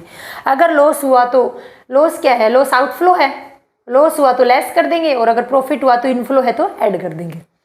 अमाउंट रिसीव इंश्योरेंस कंपनी, मान लो इस बिल्डिंग का कुछ पार्ट डैमेज हो गया और डैमेज, इस बिल्डिंग का इंश्योरेंस करवा रखा था, और इंश्योरेंस कंपनी से अगर अमाउंट रिसीव होगी तो कंपनी का इनफ्लो है कंपनी के अंदर पैसे का, तो उसको क्या कर देंगे, ऐड करेंगे। फिर है रेंट रिसीव, अगर इस बिल्डिंग को क्या कर रखा था, कंपनी ने लोन उस पर दे रखा था रेंट पे, और अगर उससे रेंट रिसीव हो रहा है तो वो रेंट क्या माना जाएगा, कंपनी के इन्वेस्टिंग एक्टिविटी का पार्ट माना जाएगा। इसलिए मैंने यहाँ पर लिखा था पूरी फैमिली एक साथ आएगी, यानी इस बिल्डिंग से रिलेटेड जो भी ट्रांजैक्शन है उसको इस बिल्डिंग के साथ ही शो करेंगे, यानी उसको कंपनी की इन्वेस्टिंग एक्टिविटी का ही पार्ट मानेंगे। ऐसा सिर्फ एसेट्स में और सिर्फ एसेट्स के परचेज और सेल्स में नहीं है, बल्कि अदर, मान लो कंपनी की कोई भी सिक्योरिटी है, उस सिक्योरिटी, देखो सिक्योरिटी का परचेज और सेल्स कहाँ आएगा, सिक्योरिटी के परचेज और सेल्स से अगर कंपनी के अंदर इनफ्लो या आउटफ्लो हो रहा है तो उसको इन्वेस्टिंग एक्टिविटी में रिकॉर्ड करेंगे। लेकिन मान लो उस सिक्योरिटी को परचेज या सेल करने की वजह से कोई अमाउंट रिसीव होती है, उसको कहाँ आता है, यहीं रिकॉर्ड करते हैं इन्वेस्टिंग एक्टिविटी में। मान लो कंपनी की किसी सिक्योरिटी में पैसा इन्वेस्ट कर रखा है, मनी इन्वेस्ट इन डिबेंचर्स, मान लो डिबेंचर्स के अंदर पैसा इन्वेस्ट कर रखा है।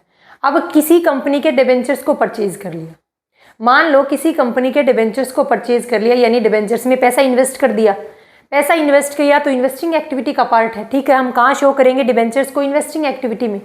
कौन से डिबेंचर्स को, जिन डिबेंचर्स को परचेज या सेल करते हैं, डिबेंचर्स को इशू नहीं किया है।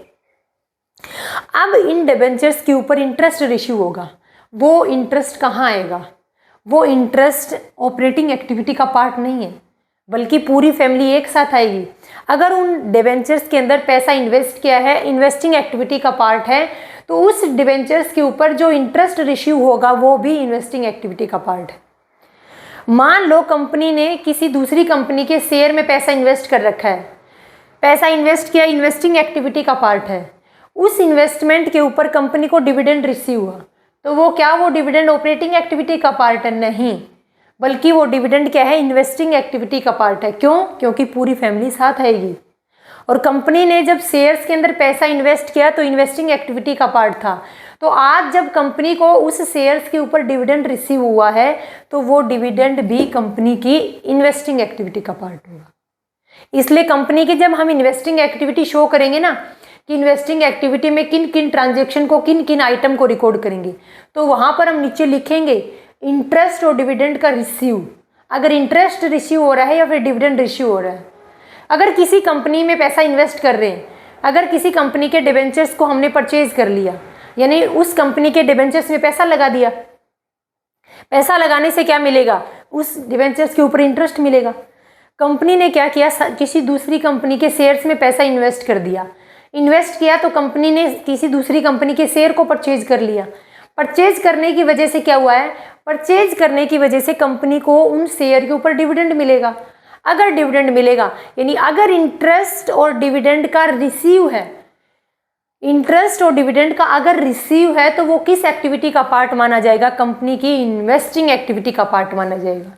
मैं जो आपको समझाने की कोशिश कर रही थी ना, वो है पूरी फैमिली एक साथ रहेगी। यानी अगर कोई इन्वेस्ट किसी भी सिक्योरिटी के अंदर या फिर किसी भी एसेट्स के अंदर कोई पैसा इन्वेस्ट कर रखा है और उस इन्वेस्टमेंट से रिलेटेड अगर कोई ट्रांजेक्शन है, जैसे यहाँ पर बिल्डिंग से रिलेटेड कितनी ट्रांजेक्शन थी, अगर बिल्डिंग इन्वेस्टिंग एक्टिविटी का पार्ट है तो इससे रिलेटेड सारी आइटम भी इन्वेस्टिंग एक्टिविटी का पार्ट होंगी। मैं ये बताने की कोशिश कर रही थी आपको। ये दोनों पॉइंट ध्यान रखना आप, इनकम टैक्स वाला भी और लोन वाला भी। अगर लोन थर्ड पार्टी को है तो फाइनेंशियल एक्टिविटी का पार्ट माना जाएगा, अगर लोन एम्प्लॉय को दिया गया है तो ऑपरेटिंग एक्टिविटी का पार्ट है। इनकम टैक्स की पेमेंट और रिफंड आती है ऑपरेटिंग एक्टिविटी में। लेकिन देखो मैंने यहाँ पर टैक्स पे किया है, किसके लिए टैक्स पे किया था, इस बिल्डिंग के परचेज और सेल पर, तो उस टैक्स पे को मैंने यहाँ शो नहीं किया। रीज़न क्या है, क्योंकि टैक्स पे बिल्डिंग के ऊपर है और बिल्डिंग इन्वेस्टिंग एक्टिविटी का पार्ट है, तो मैं यहाँ पर इन्वेस्टिंग एक्टिविटी के अंदर ही शो करूँगी इसको। अब हमारे पास रहती है फाइनेंशियल एक्टिविटी के अंदर किन किन एक्टिविटी को इंक्लूड करेंगे, वो देखते हैं।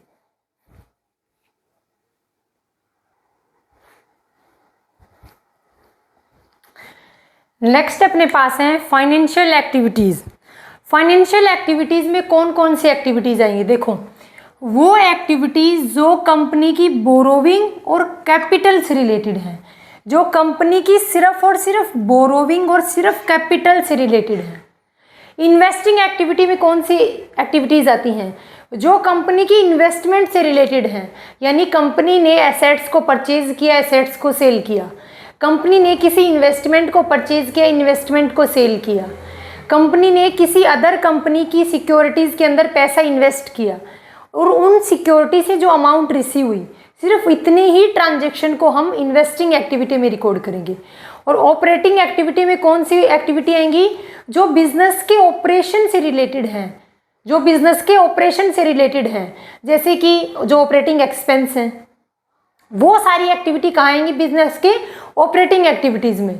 जैसे कि सेल कर दिया किनका, गुड्स एंड सर्विसेज का, रॉ मटेरियल को परचेज कर लिया, इनकम टैक्स का पेमेंट कर दिया, एम्प्लॉय को लोन प्रोवाइड कर दिया, वो सारी बिजनेस की ऑपरेटिंग एक्टिविटी है। अब हम डिस्कस कर रहे हैं बिजनेस की फाइनेंशियल एक्टिविटी। फाइनेंशियल एक्टिविटी में इतना ध्यान रखना, सिर्फ कंपनी की कैपिटल और कंपनी की जो बोरोविंग्स हैं, यानी कंपनी ने जो शेयर्स, डिबेंचर्स, लोन्स जो भी इशू किए हैं, कंपनी ने शेयर्स इशू किए हैं, डिबेंचर्स इशू किए हैं, या फिर कंपनी ने लॉन्ग टर्म लोन लिया है या फिर दिया है, इससे रिलेटेड जो भी ट्रांजैक्शन है उनको ऑपरेट फाइनेंशियल एक्टिविटी का पार्ट माना जाएगा। एग्जाम्पल देखो, इसमें मैंने यहाँ लिखा कि फैमिली साथ रहेगी। फैमिली साथ रहने का मतलब क्या है वो बताऊंगी। देखो वही सेम चीज़ आएगी जो इन्वेस्टिंग के अंदर है। कौन सी चीज़ें इंक्लूड करेंगे, कंपनी की बोरोविंग्स और कंपनी की capital. Issue of shares and debentures bond, company ने क्या कर दिए, शेयर इशू कर दिए, डिबेंचर्स इशू कर दिए, बॉन्ड्स इशू कर दिए। कंपनी किसी दूसरी, हमारी कंपनी किसी दूसरी कंपनी के शेयर, डिबेंचर्स और बॉन्ड में पैसा इन्वेस्ट नहीं कर रही, वो इन्वेस्टिंग एक्टिविटी का पार्ट होता अगर इन्वेस्ट करती तो, बल्कि हमारी कंपनी खुद शेयर्स को, डिबेंचर्स को, बॉन्ड्स को क्या कर रही है, इशू कर रही है, यानी शेयर कैपिटल का पार्ट है। दूसरा by back of share, company अपने ही शेयर्स को बाई बैक कर रही है। अगर कंपनी अपने ही शेयर्स को बाई बैक करेगी तो इनफ्लो होगा या आउटफ्लो, तो आउटफ्लो होगा। और अगर कंपनी शेयर को इशू करती है, इशू करने से कंपनी को इनफ्लो होता है पैसे का। रिडम्पशन ऑफ डिबेंचर्स और प्रेफरेंस शेयर्स का, मान लो रिडम्पशन या कर दिया किसका, डिबेंचर्स का और प्रेफरेंस शेयर्स का, यानी कि उनकी रीपेमेंट कर दी, रीपेमेंट करने से कंपनी का आउटफ्लो हुआ है। बैंक का लोन था, थर्ड पार्टी को क्या है कि बैंक ने थर्ड पार्टी से लोन लिया या दिया, कहाँ आएगा फाइनेंशियल एक्टिविटी में। मैंने इधर लिखा है देखो, थर्ड पार्टी। अगर कंपनी लोन दे रही है एम्प्लॉय को तो वो ऑपरेटिंग एक्टिविटी का पार्ट है, मैंने आपको लिखवा दिया उसमें। अगर कंपनी लोन दे रही है या ले रही है थर्ड पार्टी से तो वो फाइनेंशियल एक्टिविटी का पार्ट है। नेक्स्ट है इंटरेस्ट का पेमेंट और इंटरेस्ट का डिविडेंड का पेमेंट। कंपनी ने क्या इशू किए? शेयर इशू किए। अगर कंपनी शेयर इशू कर रही है तो इन शेयर के ऊपर कंपनी उन शेयर होल्डर को डिविडेंड की पेमेंट करेगी। तो अगर शेयर यहाँ लिखे हैं तो इसके बच्चे को भी यहीं लिखेंगे, फैमिली साथ रहेगी। अगर कंपनी शेयर इशू कर रही है तो शेयर्स के ऊपर कंपनी क्या देती है? शेयर होल्डर को डिविडेंड देती है। तो ये इसी की फैमिली है, ये इसी की फैमिली है। कहाँ शो करेंगे? जहाँ पर शेयर शो करेंगे वहाँ पर उनके डिविडेंड के पेमेंट को भी शो करेंगे। फिर है इंटरेस्ट का पेमेंट। अगर कंपनी डिबेंचर्स इशू करती है तो कंपनी डिबेंचर्स होल्डर को इंटरेस्ट पे करती है। अगर कंपनी ने लोन लिया है तो लोन के बदले में उस लोन के ऊपर कंपनी क्या करती है? उस लोन के ऊपर कंपनी को इंटरेस्ट पे करना पड़ता है। तो ये इंटरेस्ट क्या है? ये इंटरेस्ट कंपनी के क्या है? आउटफ्लो हैं। अगर डिबेंचर्स कंपनी की फाइनेंशियल एक्टिविटी का पार्ट है तो उस डिबेंचर्स के ऊपर जो इंटरेस्ट पेड कर रहे हैं वो भी फाइनेंशियल एक्टिविटी का पार्ट है। रीज़न क्या है? क्योंकि फैमिली साथ रहती है। ये वर्ड याद रहेगा ना आपको, तो आप कंफ्यूज नहीं होगे कि डिबेंचर्स यहाँ हैं, समझ जाओगे कि कंपनी के बोरोविंग्स और कैपिटल से रिलेटेड ट्रांजैक्शन यहीं आएंगी। आप कंफ्यूज कहाँ होगे? कंफ्यूज हो गया आप इंटरेस्ट का पेमेंट है, डिविडेंड का पेमेंट है। अगर कंपनी, आप क्या मान लोगे? इंटरेस्ट और डिविडेंड का पेमेंट कर रही है कंपनी, हम क्या मान लेंगे? हम उसको ऑपरेटिंग एक्टिविटी का पार्ट मान लेंगे। लेकिन नहीं, क्या रहेगी? फैमिली साथ रहेगी। अगर डिबेंचर्स का इशू किया है कंपनी ने तो इंटरेस्ट पे करेगी, फाइनेंशियल एक्टिविटी का ही पार्ट होगा। कंपनी ने शेयर इशू किए हैं, उनके ऊपर कंपनी क्या पे करेगी? शेयर्स के ऊपर डिबेंचर्स शेयर होल्डर को डिविडेंड पे करेगी। अगर शेयर फाइनेंशियल एक्टिविटी का पार्ट है, शेयर कैपिटल, तो उनके ऊपर जो डिविडेंड पे कर रहे हैं वो भी फाइनेंशियल एक्टिविटी का पार्ट होगी। ये मैंने आपको ऑपरेटिंग एक्टिविटी, इन्वेस्टिंग एक्टिविटी और आपको फाइनेंशियल एक्टिविटी बताई। ये किस पॉइंट ऑफ व्यू से बताई थी? ये कौन से इंस्टीट्यूशन के लिए बताई थी? नॉन फाइनेंशियल इंस्टीट्यूशन के लिए बताई थी। ध्यान रखना है, नॉन फाइनेंशियल इंस्टीट्यूशन के लिए मैंने आपको क्या बताए हैं? ऑपरेटिंग, इन्वेस्टिंग और फाइनेंशियल एक्टिविटी की ट्रांजैक्शन को बताया है। हालांकि मैं जब आपको फाइनेंशियल एक्टिविटी, फाइनेंशियल इंस्टीट्यूशन को की ट्रांजैक्शन को शो करूंगी, जब फाइनेंशियल इंस्टीट्यूशन की एक्टिविटी को क्लासिफाई करके दिखाऊंगी, उस टाइम पर दोनों की एक्टिविटी को साथ बताऊंगी ताकि कंफ्यूजन ना रहे। बट इतना ध्यान रखना कि अगर इंटरेस्ट और डिविडेंड की पेमेंट कर रहे हैं, अगर इंटरेस्ट और डिविडेंड की पेमेंट कौन कर रहा है? नॉन फाइनेंशियल इंस्टीट्यूशन कर रहे हैं, तो वो फाइनेंशियल एक्टिविटी का पार्ट है। लेकिन अगर इंटरेस्ट और डिविडेंड रिसीव हो रहे हैं, अगर वो नॉन फाइनेंशियल इंस्टीट्यूशन है और उसको अगर इंटरेस्ट और डिविडेंड की अमाउंट रिसीव हो रही है तो वो फाइनेंशियल एक्टिविटी का पार्ट नहीं बल्कि इन्वेस्टिंग एक्टिविटी का पार्ट है। ये मैंने आपको लिखवा दिया है पहले से, ध्यान रहेगा। इंटरेस्ट और डिविडेंड की पेमेंट फाइनेंशियल एक्टिविटी का पार्ट, इंटरेस्ट और डिविडेंड को रिसीव कर रहे हैं इन्वेस्टिंग एक्टिविटी का पार्ट, वो ऑपरेटिंग एक्टिविटी में नहीं जाएंगे। रीज़न क्या है? क्योंकि वो नॉन फाइनेंशियल इंस्टीट्यूशन है। और यहाँ पर ही क्यों शो कर रहे हैं? इसका रीज़न मैंने बता दिया, फैमिली साथ रहेगी। अब एक वर्ड लिखा मैंने, बोनस शेयर का इशू कर दिया। क्या कर दिया? बोनस शेयर को इशू कर दिया। अब बोनस शेयर को इशू करने से क्या हुआ? क्या कंपनी के अंदर कोई कैश का इनफ्लो या आउटफ्लो हुआ? अब वैसे तो देखो, मैं इतना बता के भी छोड़ सकती थी कि अगर कंपनी बोनस शेयर का इशू कर रही है तो उससे नो कैश का कोई फ्लो नहीं हो रहा, कैश का, ना तो कैश का इनफ्लो है ना ही कैश का आउटफ्लो है। लेकिन मैं आपको बोनस शेयर कैसे इशू करते हैं, क्या करते हैं, वो मैं आपको थोड़ा सा पॉइंट समझाती हूँ। अपना इस कैश फ्लो स्टेटमेंट का पार्ट नहीं है, लेकिन फिर भी आपको समझ होनी चाहिए, अंडरस्टैंडिंग होनी चाहिए, इसलिए बता रही हूँ। तो कंपनी क्या कर रही है? बोनस शेयर को इशू कर रही है। कंपनी बोनस शेयर को इशू करने का मतलब क्या है कि कंपनी के पास जो फ्री रिजर्व थे, कंपनी क्या कर रही है, कंपनी फ्री रिजर्व को यूज करके कंपनी उन रिजर्व को शेयर्स में कन्वर्ट कर रही है। क्या कर रही है, कंपनी फ्री के अंदर शेयर इशू कर रही है, बोनस शेयर इशू कर दी। आपने सुना होगा कि किस कंपनी ने बोनस शेयर इशू किए।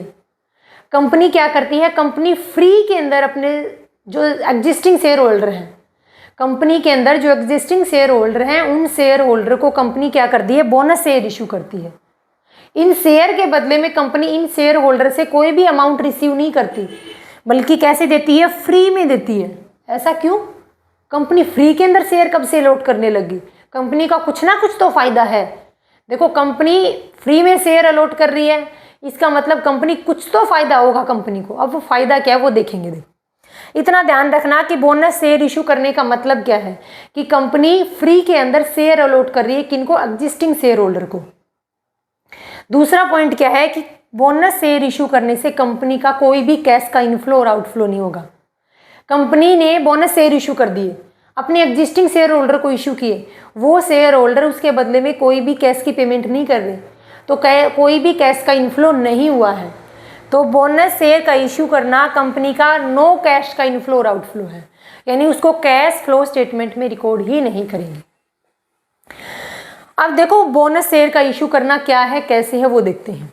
कंपनी क्या करती है, कंपनी अपनी रिटेन्ड अर्निंग में से, यानी कंपनी को साल के दौरान जितना भी प्रॉफिट होता है वो सारे प्रॉफिट को डिस्ट्रीब्यूट नहीं करती, बल्कि कुछ प्रॉफिट को रिटेन करके रख लेती है, ताकि फ्यूचर के अंदर कोई अगर अनसर्टेनिटी की वजह से, फ्यूचर की अनसर्टेनिटी की वजह से कंपनी प्रॉफिट के सारे पार्ट को डिस्ट्रीब्यूट नहीं करती, बल्कि कुछ हिस्से को रिटेन करके रख लेती है। या फिर कंपनी के पास कुछ रिजर्व क्रिएट है, कोई जर्नल रिजर्व है, कोई अदर रिजर्व है, तो कंपनी इन रिजर्व को किस में कन्वर्ट कर देती है, शेयर में कन्वर्ट कर देती है। क्या इससे कंपनी की शेयर कैपिटल बढ़ी या कम हुई? कंपनी की लायबिलिटी साइड के अंदर कंपनी की में क्या शो कर रखे थे, रिजर्व शो कर रहे हैं, कंपनी की रिटेन अर्निंग शो कर रखी थी। कंपनी ने इन रिटेन अर्निंग को, इन रिजर्व को किस में कन्वर्ट कर दिया, शेयर में कन्वर्ट कर दिया। क्या इससे कंपनी की कैपिटल पर कोई इफेक्ट हुआ? No effect. कंपनी की share capital as it is रहती है, उस पर कोई इफेक्ट नहीं हुआ। पहला पॉइंट देखो, नीचे लिखा है, इससे कंपनी के नंबर ऑफ शेयर बढ़ जाते हैं। कंपनी ने क्या कर दिया, अपनी रिटेन अर्निंग और रिजर्व को शेयर में कन्वर्ट कर दिया। शेयर्स में कन्वर्ट करने की वजह से कंपनी के अंदर शेयर, नंबर ऑफ शेयर बढ़ गए। कंपनी के अंदर नंबर ऑफ शेयर क्या हो गए, बढ़ गए। बट कंपनी की इन्वेस्टमेंट और जो कैपिटल है वो सेम रहेगी। कंपनी की इन्वेस्टमेंट और कैपिटल कैसे सेम रहेगी, इसको देखते हैं अभी। अब देखो, नंबर ऑफ शेयर बढ़ने, कंपनी के जब रिटेन अर्निंग या रिजर्व को शेयर में कन्वर्ट किया तो नंबर ऑफ शेयर तो बढ़ गए, लेकिन पर शेयर की वैल्यू क्या होगी, कम होगी। लेकिन पर शेयर की वैल्यू कम होगी, वो कम कैसे हुई, वो एक एग्जाम्पल से देखेंगे हम। मान लो एक पर्सन है मिस्टर ए। मिस्टर ए के पास किसी कंपनी के 100 शेयर थे और उसमें पर शेयर की वैल्यू 200 रुपीज़ थी। कंपनी के 2000। Company, mister A share holder है, एक कंपनी के 100 शेयर है उसके पास, और एक शेयर की वैल्यू कितनी है, 2000 है। यानी उसने टोटल कितनी कैपिटल इन्वेस्ट कर रखी है उस कंपनी में, 2000 इंटू में क्या है 100 शेयर, तो टोटल कितनी कैपिटल इन्वेस्ट कर रखी है, 2 लाख रुपए उस पर्सन ने, मिस्टर ए ने किसी कंपनी में इन्वेस्ट कर रखी है। अब देखो, अब कंपनी क्या करती है, कंपनी बोनस शेयर अलॉट कर देती है, कंपनी बोनस शेयर इशू कर देती है। बोनस शेयर इशू किसको किए जाते हैं, कंपनी के एग्जिस्टिंग शेयर होल्डर को किए जाते हैं। अब कंपनी क्या बोलती है कि जिस शेयर होल्डर के पास एक शेयर है उसके बदले में हम उसको 4 शेयर बोनस शेयर इशू देंगे, यानी 4:1 के रेशियो में हम उसको क्या करेंगे, बोनस शेयर अलॉट कर देंगे। यानी जिस शेयर होल्डर के पास एक शेयर है उसको 4 शेयर बोनस शेयर दे रहे हैं। ये मैंने आपको सिर्फ एग्जांपल लिया है, मतलब कुछ भी रेशियो हो सकता है, 2:1, 1:1, 4:1, 10:1, कुछ भी हो सकता है। तो कंपनी क्या करेगी, एक शेयर वाले को 4 शेयर अलॉट करेगी। कौन से शेयर, बोनस शेयर। अब मिस्टर ए के पास पहले से 100 शेयर थे, एक शेयर के बदले में कितने शेयर दे रही है, 4 शेयर, तो 100 शेयर के बदले में कितने शेयर दे देगी, 400 शेयर। मिस्टर ए के पास पहले से 100 शेयर थे, 400 शेयर और मिल गए उसको बोनस शेयर। उस पर्सन के पास टोटल उस कंपनी के कितने शेयर हो गए, 500 शेयर हो गए। लेकिन हमने बोला था कि बोनस शेयर इशू करने से कंपनी की इन्वेस्टमेंट, कंपनी की कैपिटल सेम रहती है। इस पर्सन ने कितना पैसा इन्वेस्ट कर रखा था कंपनी में? 2 लाख रुपए। अब देखो, कंपनी के अंदर इस पर्सन ने 2 लाख रुपए इन्वेस्ट कर रखे थे, आज भी वो अमाउंट इतनी है। क्या बोनस शेयर इशू करने की वजह से मिस्टर ए कुछ और कैपिटल लेके आया? बिल्कुल नहीं लेके आया। तो उसकी कैपिटल कितनी है? सेम 2 लाख रुपए। अब उसके पास कितने शेयर है? बोनस शेयर के साथ में उसके पास टोटल 500 शेयर हो गए। 500 शेयर हैं। अब शेयर की वैल्यू देखो कितनी होगी? एक शेयर की वैल्यू 400 रुपये होगी।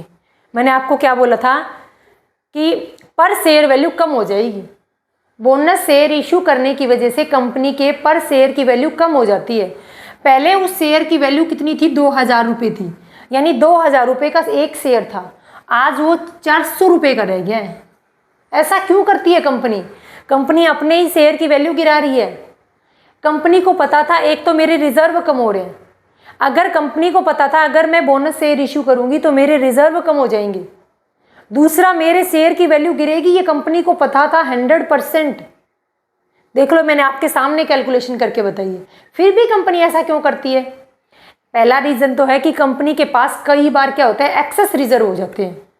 कई बार कंपनी के पास एक्सेस रिजर्व हो जाते हैं तो कंपनी इसलिए कुछ डिसीजन लेती है। वो डिसीजन क्यों लेती है वो देखते हैं। बोनस शेयर देने से कुछ टाइम के बाद कंपनी के शेयर की वैल्यू क्या हो जाएगी? बढ़ जाती है। आज तो शेयर की वैल्यू गिर गई है, माना कि 2000 से शेयर 400 रुपये पर आ गया, लेकिन मान लो 2, 3, 4 साल के बाद कंपनी के पर शेयर की वैल्यू बढ़ जाएगी वापस से। इसलिए कंपनी अपने रिजर्व को यूज करके क्या कर देती है? उन एग्जिस्टिंग शेयर होल्डर को ही शेयर अलॉट कर देती है। पहला रीज़न देखो, मानो कि कंपनी के शेयर की वैल्यू जहाँ पर अब मात्र 400 रुपये रह गई है, मान लो 2 साल बाद में उस शेयर की वैल्यू बढ़ के पर शेयर कितनी हो जाती है? 600 रुपये। और इस मिस्टर ए के पास कितने शेयर थे? अब टोटल 500 शेयर, तो 600 इंटू 500 कितना हो जाएगा? 3 लाख रुपए। इस पर्सन ने टोटल कितनी कैपिटल इन्वेस्ट की थी? मात्र 2 लाख रुपए की कैपिटल इन्वेस्ट कर रखी थी। आज उसकी कैपिटल बढ़कर कितनी हो गई है? 3 लाख रुपए। यानी इस मिस्टर ए को 1 लाख रुपए का प्रॉफिट हो गया अपनी इन्वेस्टमेंट के ऊपर। दूसरा रीजन क्या है? छोटे इन्वेस्टर भी कंपनी के शेयर को परचेज कर पाएंगे। एक शेयर की वैल्यू कितनी थी? एक शेयर की वैल्यू 2000 रुपये थी। जो बिल्कुल नॉर्मल पर्सन, आम आदमी क्या है, इस शेयर को परचेज नहीं कर पाता था। कंपनी के शेयर को परचेज नहीं कर पाता था क्योंकि कंपनी के पर शेयर की वैल्यू 2000 रुपये थी। कंपनी क्या कर देती है? इस तरीके से बोनस शेयर इशू करने की वजह से कंपनी को पता था कि उसकी शेयर की वैल्यू गिरेगी, तो कंपनी क्या करती है? अपने शेयर की वैल्यू को कम करने के लिए, ताकि कंपनी के जो छोटे मोटे इन्वेस्टर हैं, कंपनी के कुछ इन्वेस्टर ऐसे भी होते हैं जो छोटे हैं, जिनके पास पैसे की कमी है, वो लोग कंपनी के अंदर पैसा इन्वेस्ट कर पाएंगे। इसीलिए कंपनी क्या कर देती है? अपने शेयर्स की वैल्यू को कम कर देती है। क्या करके? कंपनी के बोनस शेयर इशू करके। तो ये था अपने कंपनी कैसे बोनस शेयर इशू करती है। तो हमारा जो कंसेप्ट था ये हमारी एडिशनल इन्फॉर्मेशन है, जो हमारे कैश फ्लो स्टेटमेंट से रिलेटेड नहीं है, बस सिर्फ एडिशनल इन्फॉर्मेशन दी आपको। पॉइंट हमारे पास, बोनस शेयर इशू कर रही है कंपनी, तो उससे कंपनी का न तो कैश का इनफ्लो हुआ ना आउटफ्लो हुआ। पहले भी उस पर्सन ने 2 लाख रुपए कैपिटल इन्वेस्ट कर रखी थी, आज भी बोनस शेयर इशू करने के बाद भी उस पर्सन की 2 लाख रुपए ही कैपिटल थी। तो ना तो कैश का इनफ्लो हुआ ना आउटफ्लो हुआ, तो वो कैश इनफ्लो में रिकॉर्ड नहीं करेंगे। अब किसी बच्चे के दिमाग में क्वेश्चन आएगा कि उसकी कैपिटल बढ़कर 3 लाख हो गई, ये कैपिटल नहीं बढ़ी है उसकी, उसको प्रॉफिट हुआ है 2 लाख की कैपिटल के ऊपर 1 लाख रुपए का प्रॉफिट हुआ है, जब शेयर की वैल्यू बढ़ी है तब। अब देखो, अब हम आगे देखते हैं फाइनेंशियल एक्टिविटी के बाद।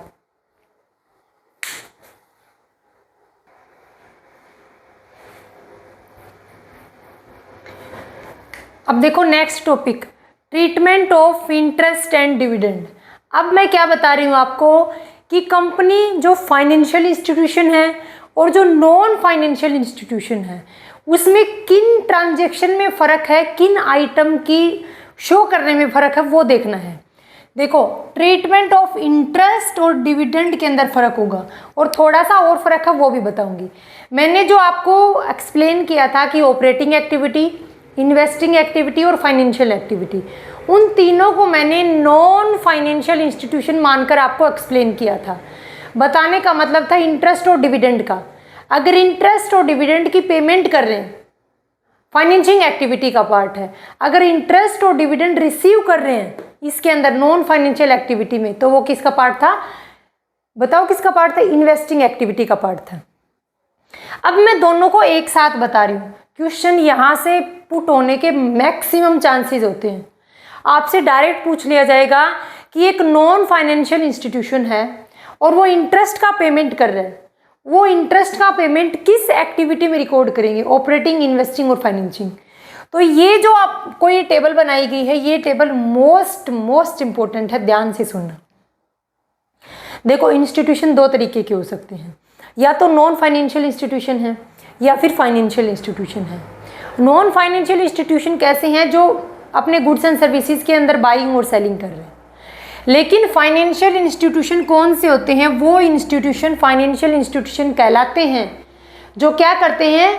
जो लोन देते हैं, लोन लेते हैं, यानी बोरोविंग्स का काम कर रहे हैं। जो क्या कर रहे हैं? जो सिक्योरिटी की बाइंग और सेलिंग कर रहे हैं, वो क्या है? वो फाइनेंशियल इंस्टीट्यूशन है। जैसे कि बैंक है, नॉन बैंकिंग फाइनेंशियल कंपनीज हैं, ये क्या है? ये फाइनेंशियल इंस्टीट्यूशन है। जैसे बैंक का काम क्या है? अपने डिपॉजिट को एक्सेप्ट करता है और अपने को लोन प्रोवाइड करवाता है। ये क्या करता है? अपनी जितनी एक्सेस डिपॉजिट होते हैं उनको एक्सेप्ट करता है और अपने को जब ज़रूरत होती है तो लोन प्रोवाइड करता है। तो बैंक एक फाइनेंशियल इंस्टीट्यूशन है। नॉन बैंकिंग फाइनेंशियल कंपनीज, ये सारे फाइनेंशियल इंस्टीट्यूशन हैं जो फाइनेंस में काम करते हैं, जो सिर्फ और सिर्फ फाइनेंस में काम कर रहे हैं, फाइनेंस को ले रहे हैं और दे रहे हैं। वो गुड्स एंड सर्विसेज का प्रोडक्शन नहीं कर रहे। उन केस में इंटरेस्ट और डिविडेंड का डिफरेंट तरीके से ट्रीट करेंगे। यहाँ पर इंपॉर्टेंट है, ध्यान से देखना है। देखो, आपको पहले मैं आपको नॉन फाइनेंशियल इंस्टीट्यूशन का बताऊंगी जो हम समझ चुके हैं पहले से, सिर्फ उसको एक टेबल की फॉर्म में दिया गया है। देखो, इंटरेस्ट का रिसीव, अगर एक नॉन फाइनेंशियल इंस्टीट्यूशन है, मैंने आपको पहले बता दिया है, अब आप बिना देखे बताओगी, इसके चीटिंग नहीं करना। अरे एक नॉन फाइनेंशियल इंस्टीट्यूशन है, मान लो कोई, उसके अंदर क्या है? इंटरेस्ट रिसीव हुआ है। इंटरेस्ट रिसीव और डिविडेंड रिसीव कब होंगे? इंटरेस्ट का रिसीव और डिविडेंड रिसीव हो रहा है। कब रिसीव होंगे इंटरेस्ट और डिविडेंड? जब नॉन फाइनेंशियल इंस्टीट्यूशन ने किसी दूसरी कंपनी की सिक्योरिटीज के अंदर, किसी दूसरी कंपनी के शेयर, डिवेंचर्स, बॉन्ड में पैसा इन्वेस्ट कर रखा होगा। इन्वेस्टमेंट से क्या मिलेगी? उस इन्वेस्टमेंट से अर्निंग होगी। उस अर्निंग को क्या बोलेंगे? कहाँ रिकॉर्ड करेंगे? अगर कि नॉन फाइनेंशियल इंस्टीट्यूशन ने किसी दूसरी कंपनी के शेयर, डिबेंचर्स, बॉन्ड्स में पैसा इन्वेस्ट कर रखा है तो कौन सी एक्टिविटी का पार्ट है? इन्वेस्टिंग एक्टिविटी का। और उन शेयर, डिबेंचर्स, बॉन्ड के ऊपर जो रिटर्न मिलेगा अपने को, वो भी किसका पार्ट होगा? इन्वेस्टिंग एक्टिविटी का पार्ट होगा। तो रटने की रिक्वायरमेंट नहीं है शायद। तो इंटरेस्ट का रिसीव और डिविडेंड का रिसीव किस में आएंगे? इन्वेस्टिंग एक्टिविटी का पार्ट। अब है इंटरेस्ट की पेड और डिविडेंड पे कर रहे हैं। कंपनी ने क्या किए? नॉन फाइनेंशियल इंस्टीट्यूशन ने क्या किए थे? अपने शेयर्स, अपने डिबेंचर्स, अपने बॉन्ड को इशू किया। इशू करने पर मान लो कंपनी शेयर्स इशू कर रही है, कंपनी शेयर इशू करेगी तो उन शेयर के ऊपर कंपनी क्या देगी? डिविडेंड तो देना पड़ेगा शेयर होल्डर को। जब शेयर कौन सी एक्टिविटी का पार्ट है? शेयर है फाइनेंशियल एक्टिविटी का पार्ट। तो उन शेयर के ऊपर जो डिविडेंड दे रहे हैं वो भी फाइनेंशियल एक्टिविटी का पार्ट है। शायद समझ आ गया। कंपनी ने डिबेंचर्स इशू किए। कौन सी कंपनी है? नॉन फाइनेंशियल इंस्टीट्यूशन है। उसने कौन से इशू किए? डिबेंचर्स इशू किए। डिबेंचर्स का इशू करना कंपनी का कौन सी एक्टिविटी का पार्ट है? फाइनेंशियल एक्टिविटी का पार्ट है। उन डिबेंचर्स के ऊपर कंपनी क्या पे करेगी? डिविडेंड, इंटरेस्ट पे करेगी। वो इंटरेस्ट भी किसका पार्ट होगा? फाइनेंशियल एक्टिविटी का पार्ट होगा। उम्मीद करती हूँ इतना आपको समझ आ गया होगा, क्योंकि मैंने कम से कम 5 बार बता दी ये चीज़। अब बारी आती है फाइनेंशियल इंस्टीट्यूशन के। फाइनेंशियल इंस्टीट्यूशन वो होती हैं जो फाइनेंस में काम कर रहे हैं, जो गुड्स एंड सर्विसेज का प्रोडक्शन नहीं कर रहे, जो फाइनेंस को क्या है? फाइनेंस का लेना देना कर रहे हैं। तो वो फाइनेंस में ही काम कर रहे हैं, उनका बिजनेस ही वही है। उनकी ऑपरेटिंग एक्टिविटी क्या है? उनकी ऑपरेशन, वो किस में ऑपरेशन कर रहे हैं? वो फाइनेंस में ऑपरेशन कर रहे हैं। यानी वो क्या एक्टिविटी कर रहे हैं? फाइनेंस को ही ले रहे हैं और फाइनेंस को दे रहे हैं। तो वो उनका ऑपरेशन है, वो उनकी रोज की एक्टिविटी है, वो उनकी बिजनेस की ऑपरेटिंग एक्टिविटी है। तो क्या करेंगे? अगर उनकी वो ऑपरेटिंग एक्टिविटी है तो उनके ऊपर जो इंटरेस्ट और डिविडेंड की पेमेंट करेंगे और जो रिसीव करेंगे वो भी तो ऑपरेटिंग एक्टिविटी का पार्ट होगा। लेकिन एक छोटा सा पॉइंट ध्यान रखना है, कोई भी कंपनी, चाहे बैंकिंग कंपनी हो, चाहे मान लो चाहे नॉन फाइनेंशियल इंस्टीट्यूशन हो, चाहे फाइनेंशियल इंस्टीट्यूशन हो, यानी कोई भी कंपनी हो, जब वो कंपनी बनती है तो वो कंपनी शेयर इशू तो करेगी। कंपनी शेयर इशू तो करेगी। Company without share capital company कैसे बनेगी?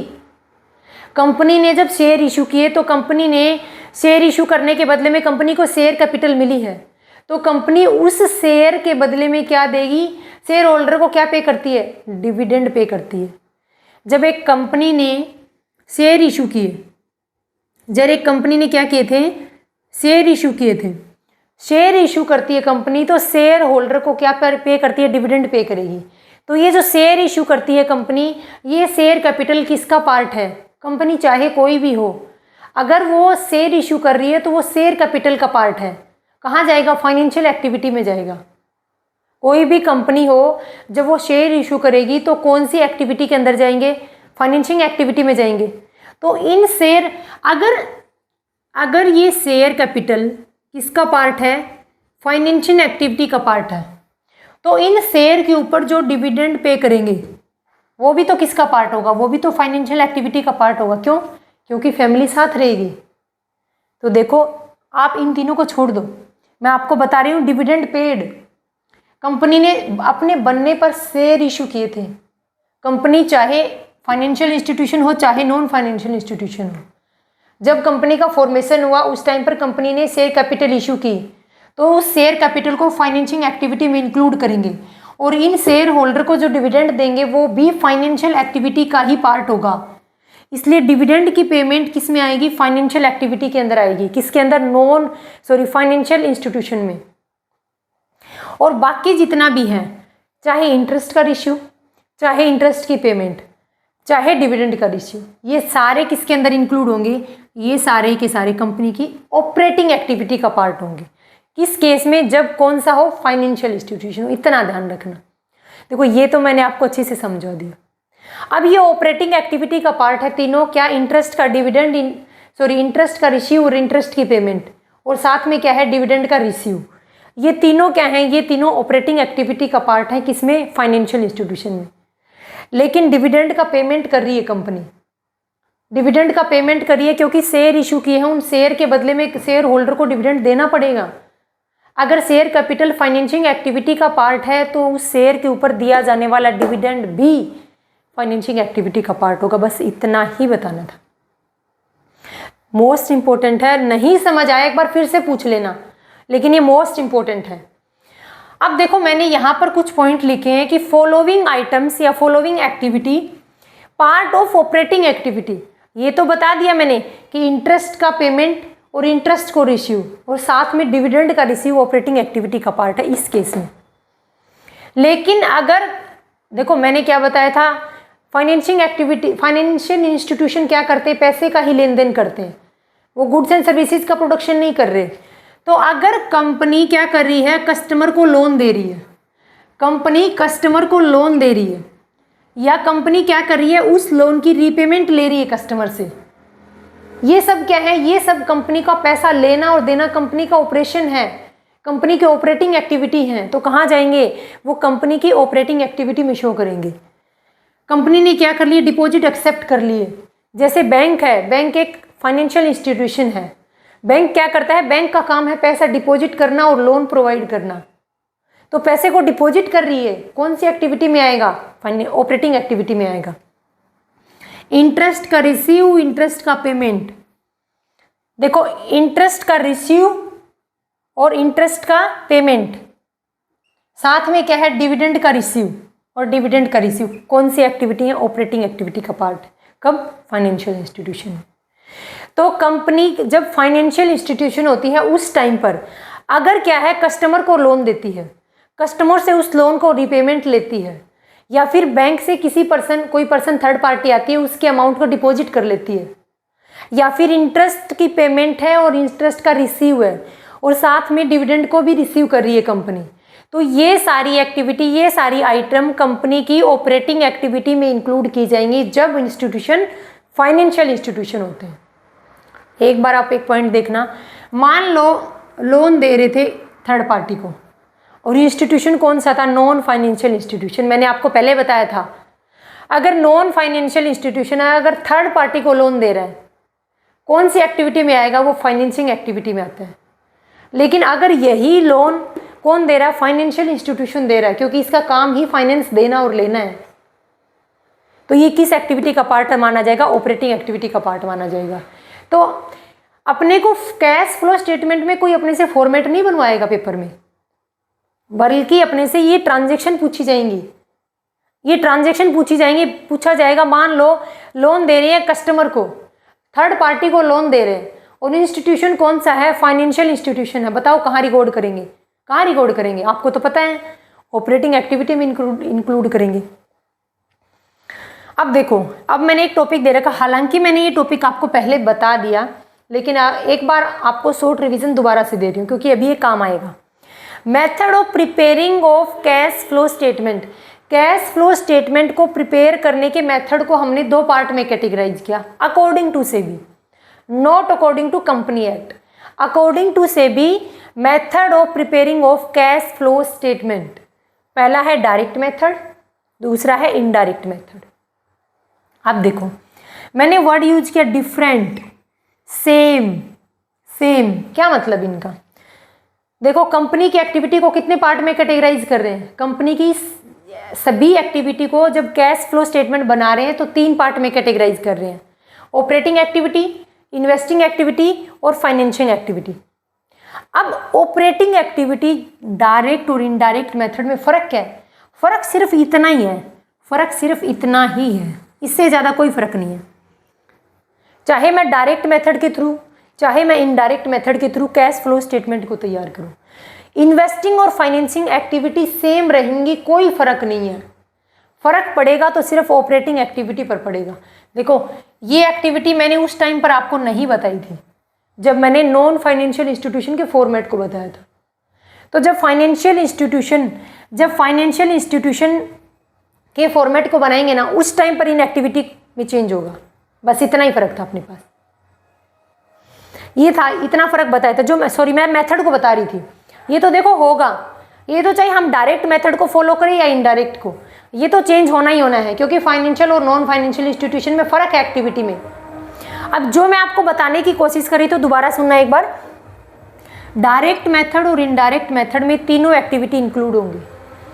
एक्टिविटी को जो परफॉर्म करने का, जो शो करने का में डिफरेंस होगा ना, वो सिर्फ ऑपरेटिंग एक्टिविटी को अलग अलग तरीके से, डायरेक्ट मेथड में ऑपरेटिंग एक्टिविटी को अलग तरीके से शो करते हैं, और इनडायरेक्ट मेथड में ऑपरेटिंग एक्टिविटी को अलग तरीके से शो करते हैं। और इन्वेस्टिंग और फाइनेंशियल एक्टिविटी के अंदर जितनी भी एक्टिविटी, जितने भी आइटम इंक्लूड करेंगे वो सेम रहेंगे, कोई फ़र्क नहीं है। अब देखते हैं आगे।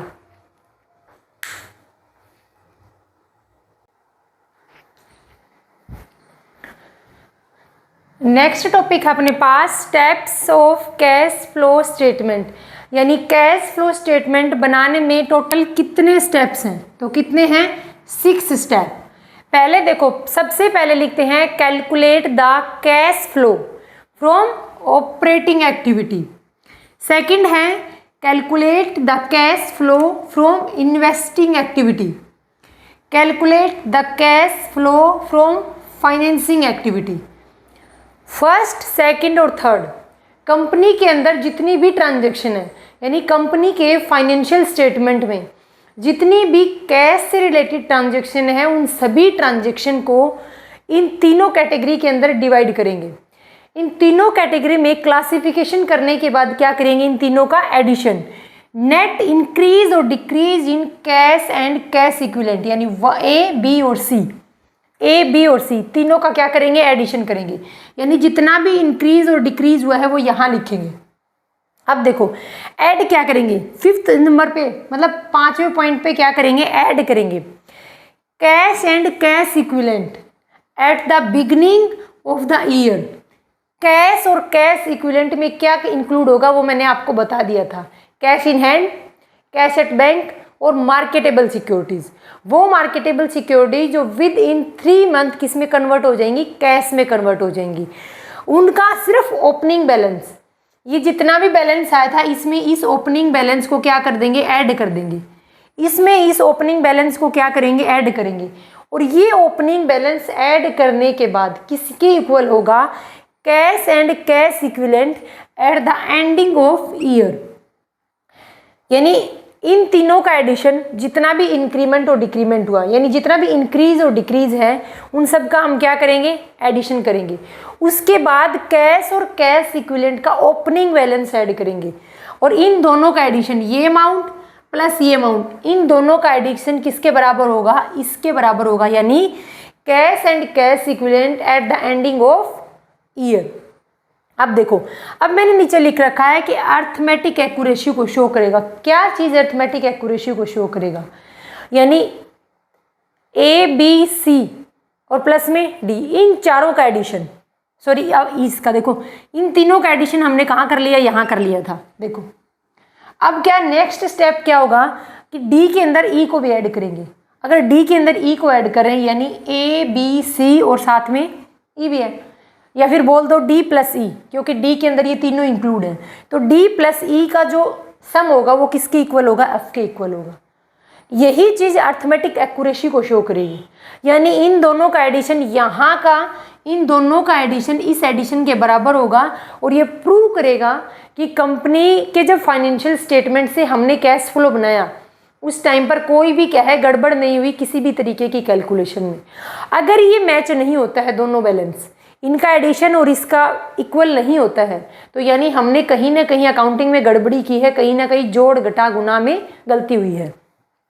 अर्थमेटिक एक्यूरेसी किसको शो करेगा, डी प्लस ई, डी प्लस ई, इन दोनों का एडिशन इसके बराबर होगा, एफ के। तो ये क्या है, ये अर्थमेटिक एक्यूरेसी को शो करेगा। तो हमने सिर्फ स्टेप्स देखे हैं, हमने फॉर्मेट नहीं देखा अभी तक। Steps of cash flow statement को बनाने में टोटल 6 स्टेप्स हैं। हम इसी सीक्वेंस में क्या है, कैश फ्लो स्टेटमेंट बनाएंगे, हम एक प्रॉपर फॉर्मेट में बनाएंगे। अभी सिर्फ आपको स्टेप्स बताए हैं। सबसे पहले कौन सी activity, cash from operating activities, cash from investing activities, cash from financing activity, तीनों एक्टिविटी का ऐड करने के बाद, जोड़ करने के बाद उसमें हम ओपनिंग बैलेंस को ऐड कर देंगे। किसका opening balance, cash and cash equivalent का, और वो किसके इक्वल होगा, वो कंपनी के कैश एंड कैश इक्विवेलेंट के क्लोजिंग बैलेंस के बराबर होगा। और ये क्या शो करेगा, ये अर्थमेटिक एक्यूरेसी शो करेगा कि हमने कैश फ्लो स्टेटमेंट एक प्रॉपर तरीके से तैयार किया है, उसमें कोई गलती नहीं है। अब हम क्या देखेंगे, अब हमारा सिर्फ लास्ट टॉपिक इस कैश फ्लो स्टेटमेंट में क्या बचा हुआ है कि कंपनी के कैश फ्लो स्टेटमेंट का फॉर्मेट कैसा है। हम डायरेक्ट और इनडायरेक्ट दोनों मेथड के थ्रू कंपनी के कैश फ्लो स्टेटमेंट का फॉर्मेट देखेंगे।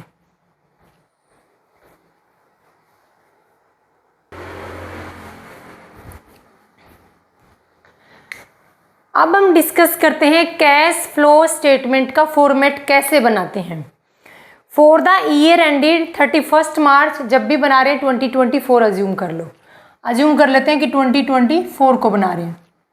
तो सबसे पहले कैश फ्लो स्टेटमेंट लिखेंगे, नीचे लिखेंगे for the year ended, date लिखेंगे 31 मार्च 2024।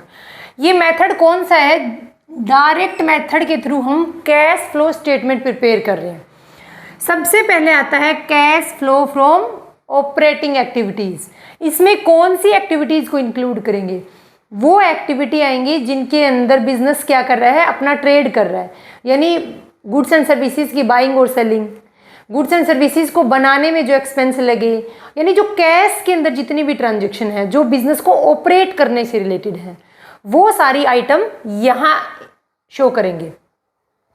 यहाँ पर क्या आएगा, 2 कॉलम बनाएंगे, जितनी भी कैलकुलेशन होंगी इस कॉलम में होंगी, और यहाँ पर सिर्फ फाइनल अमाउंट शो करेंगे। जैसे ही cash flow from operating activity की जितनी भी आइटम है सबको शो करने के बाद जो फाइनल अमाउंट आती है उसको हम एक्सटर्नल कॉलम में शो करेंगे। अब देखो, सबसे पहले है cash receive from sale of goods and services. Goods and services को सेल करने से जो अमाउंट रिसीव होती है उसको यहाँ शो करेंगे। Cash receive from trade receivable से जो अमाउंट रिसीव हुई उसको शो करेंगे। पेमेंट कर रहे हैं किसकी, अगर कैश परचेज की पेमेंट कर रहे हैं, क्रेडिट परचेज नहीं आएगी, only cash purchase. Payment of trade payables, payment of जो ऑपरेटिंग एक्सपेंस है, देखो कौन सी एक्टिविटी है, ऑपरेटिंग एक्टिविटी, तो बिजनेस के अंदर जो ऑपरेशन से रिलेटेड एक्टिविटीज़ हैं, जैसे एक्सपेंस हो गए, वो सारे यही इंक्लूड किए जाएंगे।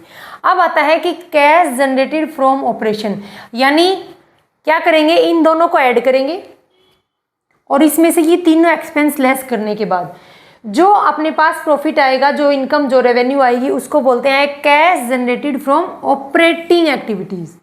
यानी सिर्फ कैश, जहाँ बिजनेस के ऑपरेशन से बिजनेस की एक्टिविटी के करने से जो प्रॉफिट अर्न हुआ उसको लिखेंगे, जो इनकम हुई है उसको। उसमें से क्या लेस करेंगे, उसमें से लेस करेंगे नेट इनकम टैक्स। जितना भी टैक्स पे कर रहे हैं, नेट इनकम टैक्स का मतलब क्या है कि इनकम टैक्स जितना पे किया उसमें से जितना रिफंड मिल गया उसको यहाँ लेस करके जो नेट इनकम पे किया है उसको लेस कर देंगे। इसको लेस करने के बाद जो बचता है अपने पास उसको बोलते हैं cash flow before extra ordinary items. यानी जो एक्स्ट्रा ऑर्डिनरी आइटम्स रह गए वो अभी लेस नहीं किए हैं। अब क्या करेंगे, अब इन एक्स्ट्रा ऑर्डिनरी आइटम्स को लेस या ऐड करेंगे। मैंने यहाँ पर दोनों सिंबल लगाए, ऐड भी और लेस भी। क्यों? क्योंकि इन एक्स्ट्रा ऑर्डिनरी आइटम्स में कुछ ट्रांजेक्शन, कुछ आइटम ऐसी हैं जिनको ऐड करना है और कुछ ऐसी हैं जिनको लेस करना है।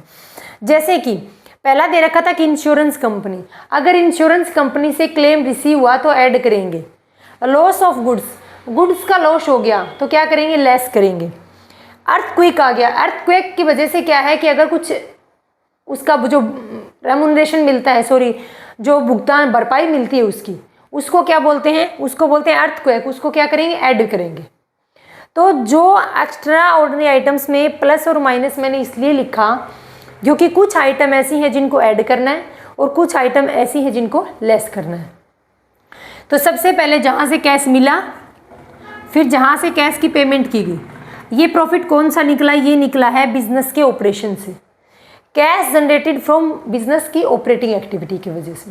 अब उसमें से टैक्स लेस करेंगे, वो प्रॉफिट कौन सा बचेगा, cash flow before extra ordinary items.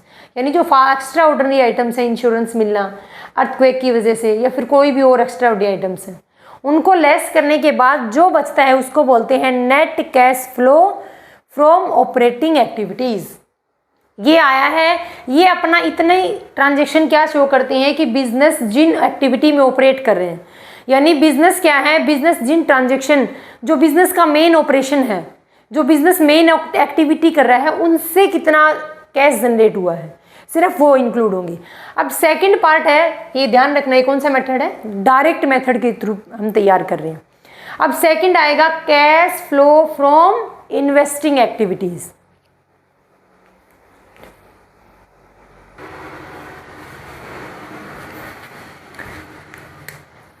Second अपने पास cash flow from investing activity, cash flow from investing activity.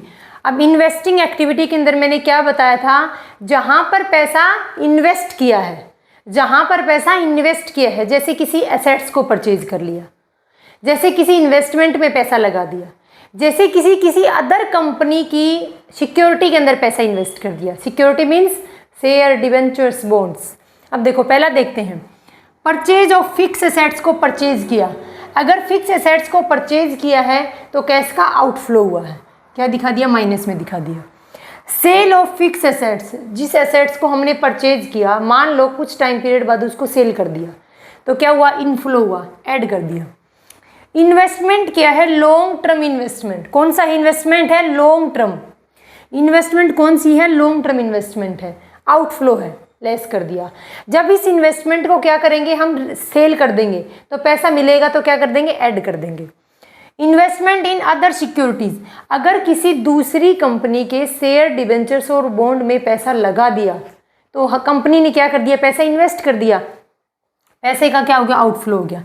जब उसको क्या है, इन शेयर्स, डिबेंचर्स, बॉन्ड, सिक्योरिटीज क्या है, शेयर्स हैं, डिबेंचर्स हैं, बॉन्ड है, तो जब उस कंपनी से, जब सामने वाली कंपनी से पैसा रीपेमेंट मिलेगा, वापस मिलेगा, तो उसको हम क्या करेंगे, ऐड कर देंगे।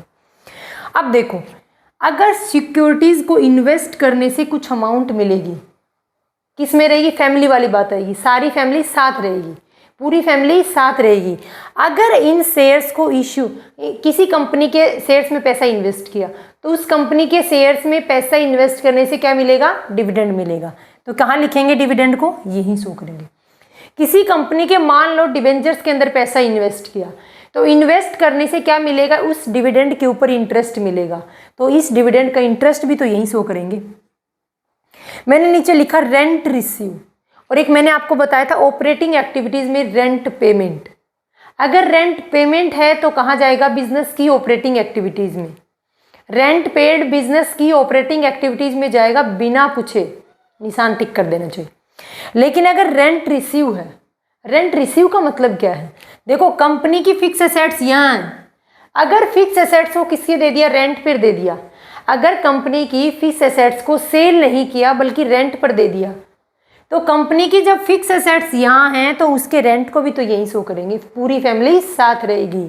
तो यानी रेंट रिसीव को हम क्या करेंगे, यहाँ पर ऐड कर देंगे। फिर क्या आएगा, net cash flow from investing activities, और पूरे हम सम को यहाँ से सम करके कहाँ लिख देंगे, इस फाइनल कॉलम के अंदर लिख देंगे। अब तक हमने क्या देख लिया, cash flow from operating activity, cash flow from investing activity. अब लास्ट बचता अपने पास cash flow from financing activity. Method ध्यान रखना, डायरेक्ट मेथड अपने पास।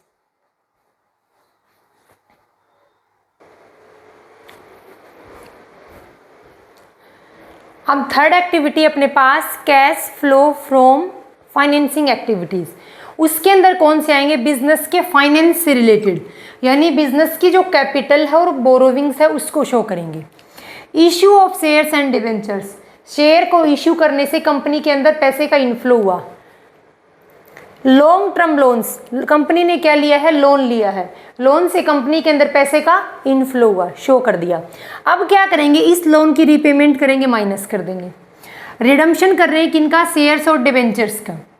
बाई बैक कर रहे हैं किसको, इक्विटी शेयर्स को, लेस करेंगे तीनों को क्योंकि पैसे का आउटफ्लो है। फिर क्या है, इंटरेस्ट का पेड और डिविडेंड का पेड। अब कैसे पता चलेगा अपन अपने को, देखो इंटरेस्ट किसके ऊपर पे करते हैं, अगर कंपनी ने डिबेंचर्स इशू किए हैं, अगर कंपनी ने डिबेंचर्स इशू किए हैं तो कंपनी इन डिबेंचर्स और लोन के ऊपर इंटरेस्ट पे करेगी, पूरी फैमिली साथ रहेगी। इट मीन्स अगर डिबेंचर्स और लोन फाइनेंसिंग एक्टिविटी में है तो उनके इंटरेस्ट को भी यही शो करेंगे।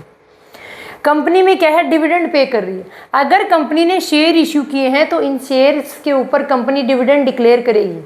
तो कंपनी जो डिविडेंड पे करेगी, तो जब शेयर्स को फाइनेंसिंग एक्टिविटी में लिखा गया है तो डिविडेंड पेड को भी हम कहाँ लिखेंगे, फाइनेंसिंग एक्टिविटी के अंदर लिखेंगे।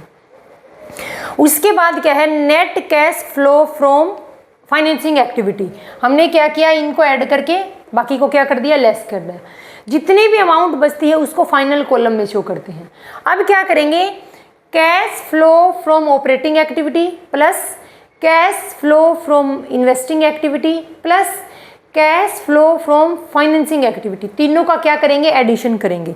तीनों का क्या करेंगे, एडिशन करेंगे। देखो लिखा हुआ है मैंने, इंक्रीज और decrease in cash and cash equivalent. मैंने इंक्रीज और डिक्रीज क्यों लिखा है, हो सकता है कि कोई एक बैलेंस माइनस भी हो सकता है, तीनों एक्टिविटी का कोई एक बैलेंस माइनस भी हो सकता है, दो भी हो सकते हैं। यानी वर्किंग कैपिटल में इंक्रीमेंट, सॉरी वर्किंग कैपिटल नहीं, कैश एंड कैश इक्विवेलेंट में इंक्रीमेंट भी हो सकता है और डिक्रीमेंट भी। तो जितना भी इन तीनों को ऐड करने से, तीनों एक्टिविटी को ऐड करने से जितना भी आता है उसको हम कहाँ शो करेंगे, यहाँ पर शो कर देंगे।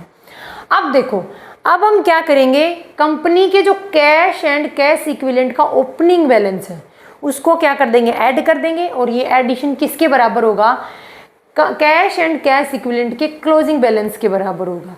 ये मैंने आपको जो मैंने स्टेप्स बताए थे उसमें मैंने आपको इसको बता दिया था। यानी तीनों को ऐड करने के बाद हम क्या ऐड करेंगे, इसमें कैश एंड कैश इक्विवेलेंट का ओपनिंग बैलेंस ऐड कर देंगे। वो बैलेंस किसके बराबर होना चाहिए, कैश एंड कैश इक्विवेलेंट के क्लोजिंग बैलेंस के बराबर होना चाहिए। तो हम क्या बोल सकते हैं कि अर्थमेटिक रूप से हमारा फंड फ्लो स्टेटमेंट एक्यूरेट है बिल्कुल। ये हम किस मेथड के थ्रू देख रहे थे, कैश फ्लो स्टेटमेंट दे रहे थे डायरेक्ट मेथड के थ्रू। तो अब इनडायरेक्ट मेथड में क्या चेंज होगा, क्या पूरा फॉर्मेट चेंज होगा, नहीं। कंपनी का cash flow statement indirect method के थ्रू भी ऐसा ही बनेगा, सिर्फ और सिर्फ किस में चेंज होगा, cash flow from operating activities में। यहाँ चेंज नहीं होगा, फाइनेंसिंग एक्टिविटी और इन्वेस्टिंग एक्टिविटी सेम रहेंगी, एज इट इज़ रहेगी। ये नीचे की कैलकुलेशन भी सेम रहेगी, सिर्फ ऑपरेटिंग एक्टिविटी को शो करने का तरीका बदल जाएगा। अब मैं आपको कैश फ्लो स्टेटमेंट कि इनडायरेक्ट मेथड के थ्रू, कंपनी कौन सा मेथड, इनडायरेक्ट मेथड के थ्रू कंपनी के cash flow from operating activity को शो करूंगी। इनडायरेक्ट मेथड के थ्रू सिर्फ मैं आपको ऑपरेटिंग एक्टिविटी बताऊंगी, इन्वेस्टिंग और financing activity same as it is रहेंगी। तो हम देखते हैं cash flow from operating activity किस मेथड के थ्रू, इनडायरेक्ट मेथड के थ्रू देखेंगे हम।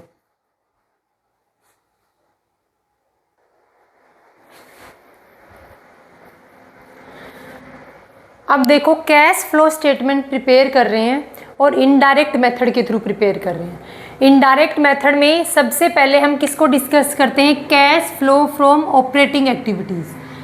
तो उसमें सबसे पहले लिखेंगे नेट प्रॉफिट बिफोर टैक्स और एक्स्ट्रा ऑर्डिनरी आइटम्स। अब ये मैंने यहाँ पर स्टार लिख के उसको सर्कल में बंद किया। इसका मतलब क्या है कि देखो हम कंपनी का जो ये कैश फ्लो स्टेटमेंट किसके बेस पर बनाते हैं, कंपनी के फाइनेंशियल अकाउंट के बेस पर, यानी कंपनी के स्टेटमेंट ऑफ P&L और बैलेंस शीट के बेस पर। ठीक है, कंपनी के स्टेटमेंट ऑफ P&L और बैलेंस शीट के बेस पर बनता है ये। तो अब देखो इसको बनाएंगे कैसे, एक मिनट रुकना।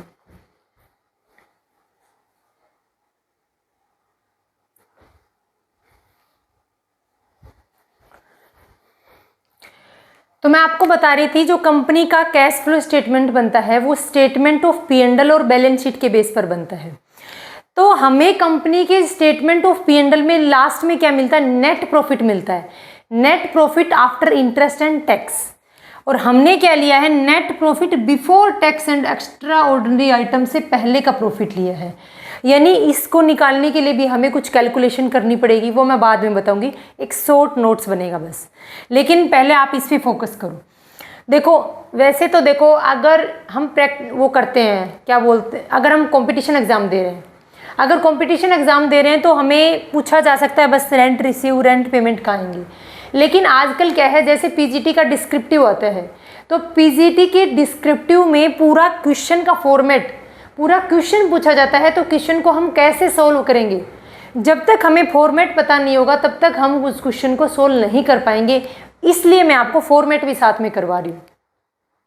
अब देखो नेट प्रॉफिट लिया है कौन सा, before tax and extra ordinary items, यानी हमें ये भी चीज़ कैलकुलेट करनी पड़ेगी शॉर्ट नोट्स में, वो बाद में बताऊंगी।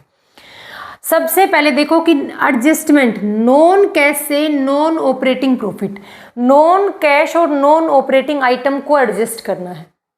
हमने प्रॉफिट उठाया है नेट प्रॉफिट। सबसे पहले देखो बिजनेस में क्या निकलता है, ग्रोस प्रॉफिट, ग्रोस प्रॉफिट के बाद निकालते हैं ऑपरेटिंग प्रॉफिट, और उसके बाद क्या निकलता है, उसके बाद निकलता है नेट प्रॉफिट। अब हमें कहाँ जाना है, ऑपरेटिंग एक्टिविटी से चाहिए सिर्फ हमें, तो हमें नेट प्रॉफिट से ऑपरेटिंग प्रॉफिट पर जाना है। नेट प्रॉफिट से ऑपरेटिंग प्रॉफिट पर जाने के लिए क्या करेंगे, ऑपरेटिंग प्रॉफिट से नेट प्रॉफिट पर आने के लिए हमने क्या किया था, एक्सपेंस को लेस किया था, इनकम को ऐड किया था। ऑपरेटिंग प्रॉफिट से नेट प्रॉफिट पर जाने के लिए हम उल्टा कर देंगे, इनकम को, जो इनकम ऐड कर दी उनको तो लेस कर देंगे और जो एक्सपेंस लेस किए थे उनको ऐड कर देंगे। अब देखो कैश फ्लो स्टेटमेंट है तो नॉन कैश ट्रांजेक्शन नहीं आएंगी, non operating income, non operating transaction भी नहीं आएंगी, क्योंकि हमें सिर्फ ऑपरेटिंग एक्टिविटी ही कंसीडर करनी है। तो ऑपरेटिंग प्रॉफिट निकालने के बाद नॉन ऑपरेटिंग इनकम और एक्सपेंस को हम क्या करते हैं, ऐड और लेस करते हैं। इनकम को ऐड करते हैं और एक्सपेंस को लेस करते हैं, कौन से, नॉन ऑपरेटिंग को।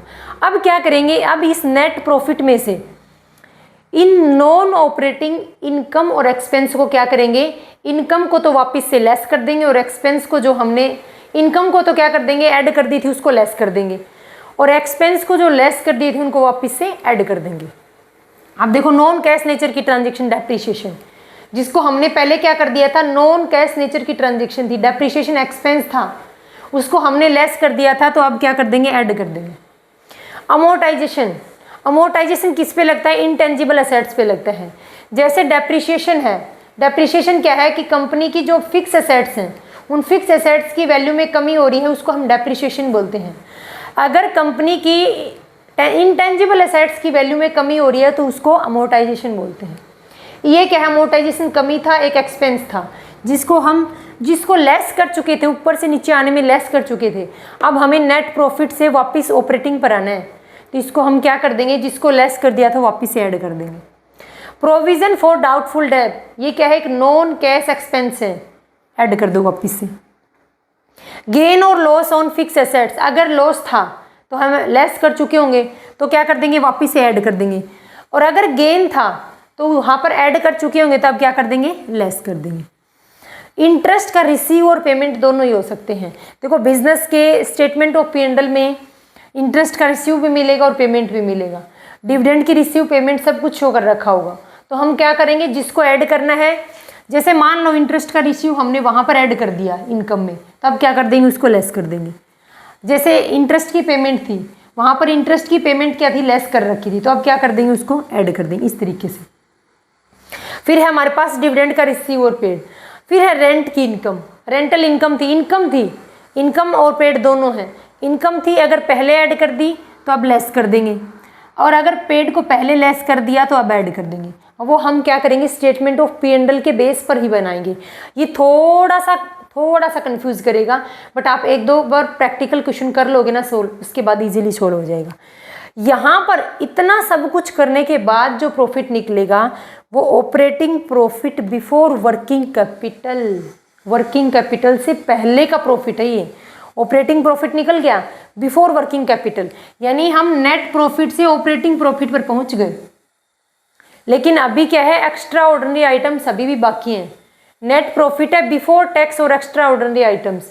अभी टैक्स भी लेस करना है, एक्स्ट्रा ऑर्डिनरी आइटम्स भी लेस करनी है, और साथ में क्या है, वर्किंग कैपिटल से पहले का प्रॉफिट है। इट मीन्स वर्किंग कैपिटल की भी एडजस्टमेंट करनी है। उसके बाद क्या निकल आएगा, देखो इसमें से सबसे पहले हम क्या करेंगे, वर्किंग कैपिटल की एडजस्टमेंट करेंगे आगे। उसके बाद हम एक्स्ट्रा ऑर्डिनरी आइटम्स को लेस करेंगे, टैक्स को लेस करेंगे। बाद में जो कैश का इनफ्लो आएगा ना, उसको बोलते हैं cash flow from operating activities. थोड़ा सा कन्फ्यूजन हो जाएगा हम करेंगे तो। अब मैं आपको इससे आगे का स्टेप बताऊंगी, मतलब आप अपनी नोटबुक में इससे नीचे ही नोट डाउन कर लेना।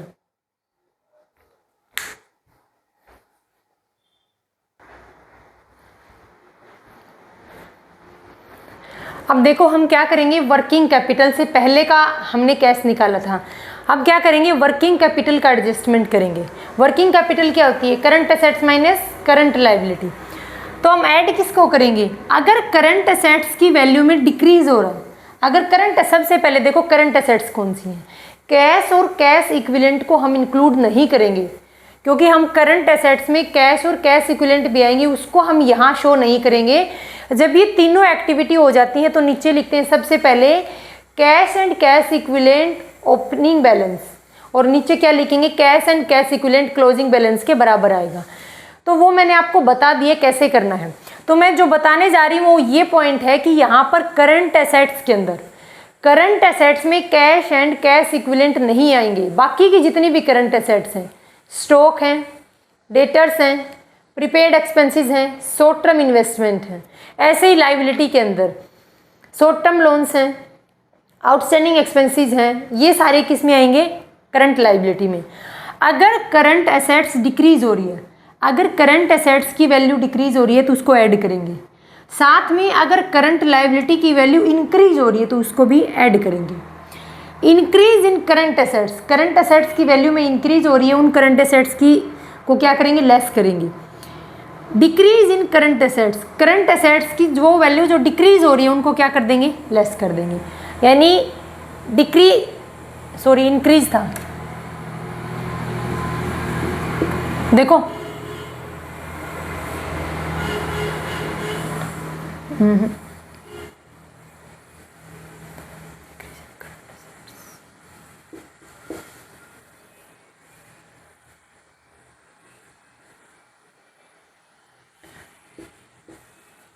Current liability. अब ठीक है, अगर करंट लायबिलिटी की वैल्यू इंक्रीज हो रही है ऐड करेंगे, करंट एसेट्स की वैल्यू डिक्रीज हो रही है ऐड करेंगे, करंट एसेट्स की वैल्यू इंक्रीज हो रही है लेस करेंगे, करंट लायबिलिटी की वैल्यू डिक्रीज हो रही है लेस करेंगे। अब ठीक है, इतना करने के बाद हम कौन सा अमाउंट रिसीव होगी, कैश जनरेटेड फ्रॉम ऑपरेशन। उसमें से हम कंपनी के जो इनकम टैक्स है और कंपनी के जो एक्स्ट्रा ऑर्डिनरी आइटम्स हैं उनको लेस करेंगे। लेस करने के बाद अपने को रिसीव हो गया net cash flow from operating activities, यानी जैसे हमने डायरेक्ट मेथड में किया था वही अमाउंट रिसीव होगी। बाकी नीचे की दोनों activity, cash flow from investing activity, cash flow from financing activity as it is रहेगी, बाकी का फॉर्मेट सेम रहेगा। अब क्या है, अब मैंने आपको सबसे पहले ऊपर पॉइंट लिखा था net profit before tax and extra ordinary items, यानी उसके अंदर कुछ कैलकुलेशन है, क्योंकि ये जो बनाए गए हैं ना ये किस पर, कंपनी के स्टेटमेंट ऑफ P&L और बैलेंस शीट के बेस पर बनता है। तो कंपनी के स्टेटमेंट ऑफ P&L के नीचे तो सबसे नीचे नेट प्रॉफिट शो किया होता है, लेकिन हमने कौन सा प्रॉफिट लिया था, नेट प्रॉफिट बिफोर टैक्स और एक्स्ट्रा ऑर्डिनरी आइटम्स। तो किन किन को ऐड करेंगे और किन ट्रांजेक्शन को लेस करेंगे वो देखते हैं।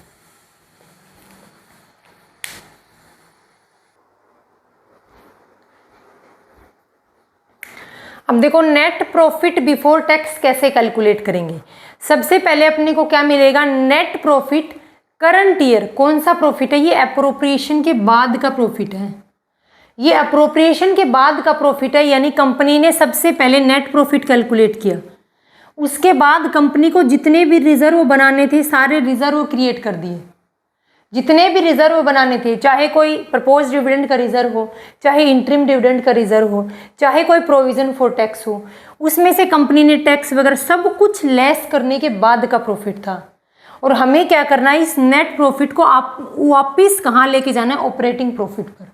तो जितने रिजर्व क्रिएट किए गए थे उन रिजर्व को वापस ऐड करना पड़ेगा।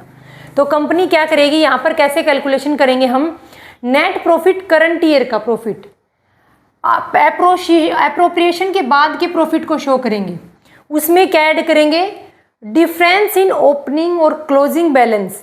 स्टेटमेंट ऑफ P&L के अंदर जो ओपनिंग और क्लोजिंग बैलेंस दे रखा है प्रॉफिट का, उसका डिफरेंस निकाल के उसको शो करेंगे। उसके बाद क्या लेस करेंगे, क्योंकि इसमें से हम रिजर्व बना चुके हैं, उन सभी रिजर्व को लेस करेंगे। All reserve create this profit. इसी प्रॉफिट में से जो रिजर्व बना लिए गए उनको क्या करेंगे, वापिस से ऐड करेंगे। जैसे कि proposed dividend, interim dividend, provision for tax, इनके लिए जितने भी प्रोविजन, जितने भी रिजर्व बना लिए गए थे उनको हम क्या करेंगे, यहाँ से लेस करेंगे। लेस करने के बाद हम एक पॉइंट और, क्योंकि ये कौन सा था, नेट प्रॉफिट बिफोर टैक्स था, तो अब क्या करेंगे, रिफंड ऑफ टैक्स को भी लेस करेंगे, और जो बाद में बचता है वो हमारे पास net profit before tax calculate होगा। तो ये हमारा कैश फ्लो स्टेटमेंट का पूरा स्टेटमेंट हमने क्या कर लिया, डिस्कस कर लिया, पूरा चैप्टर डिस्कस कर लिया। थोड़ा सा आपको कंफ्यूजन होगा तो लास्ट स्टेप में सिर्फ cash flow from operating activity, वो भी सिर्फ डायरेक्ट मेथड में, उससे ज़्यादा कन्फ्यूजन कहीं नहीं होगा। अगर नहीं समझ आया हो फिर से बता देना, मैं आपको दोबारा समझा दूंगी। लेकिन अगर आप एक बार इसको रिवाइज करके देख लोगे ना तो अच्छे से समझ आ जाएगा। अब कुछ डिफरेंस हैं। डिफरेंस क्या है, जैसे कि cash flow statement, fund flow statement में क्या डिफरेंस है, कंपनी के कैश फ्लो स्टेटमेंट में और स्टेटमेंट ऑफ P&L में क्या डिफरेंस है। अब हम 2-3 डिफरेंस को डिस्कस करते हैं।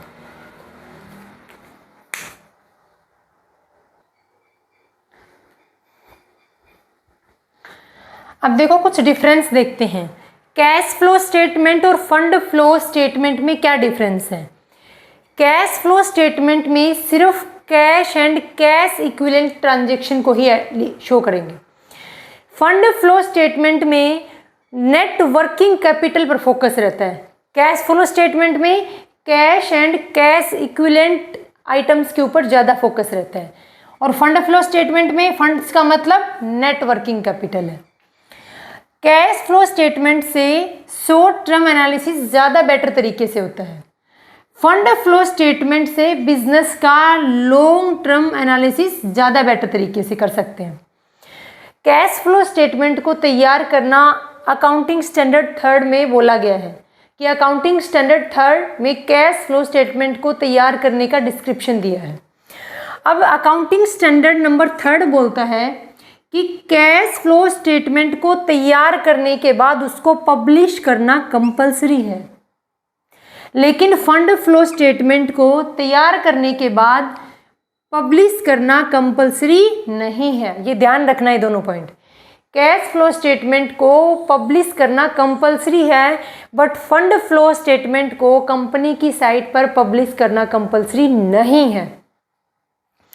कैश फ्लो स्टेटमेंट और स्टेटमेंट ऑफ P&L में क्या डिफरेंस है? देखो, कैश फ्लो स्टेटमेंट से कंपनी की लिक्विडिटी का पता चलता है, लेकिन स्टेटमेंट ऑफ P&L क्या है? स्टेटमेंट ऑफ P&L ये कंपनी का फाइनेंशियल स्टेटमेंट है जो कंपनी की प्रॉफिटेबिलिटी को शो करता है। जो कैश फ्लो स्टेटमेंट है वो कैश बेसिस पर तैयार किया जाता है, लेकिन fund flow statement accrual basis पर तैयार किया जाता है। फिर है नेट प्रॉफिट और cash flow from operating activities. किसमें डिफरेंस देख रहे हैं? Net profit, cash flow from operating activities में डिफरेंस देख रहे हैं। जो नेट प्रॉफिट है वो हमेशा अक्रूवल बेसिस पर चेक करते हैं कि कंपनी के अंदर टोटल नेट प्रॉफिट या नेट लॉस कितना है, लेकिन cash flow from operating activity हमेशा किसके बेस पर? ओनली और ओनली कैश बेसिस पर चेक करते हैं।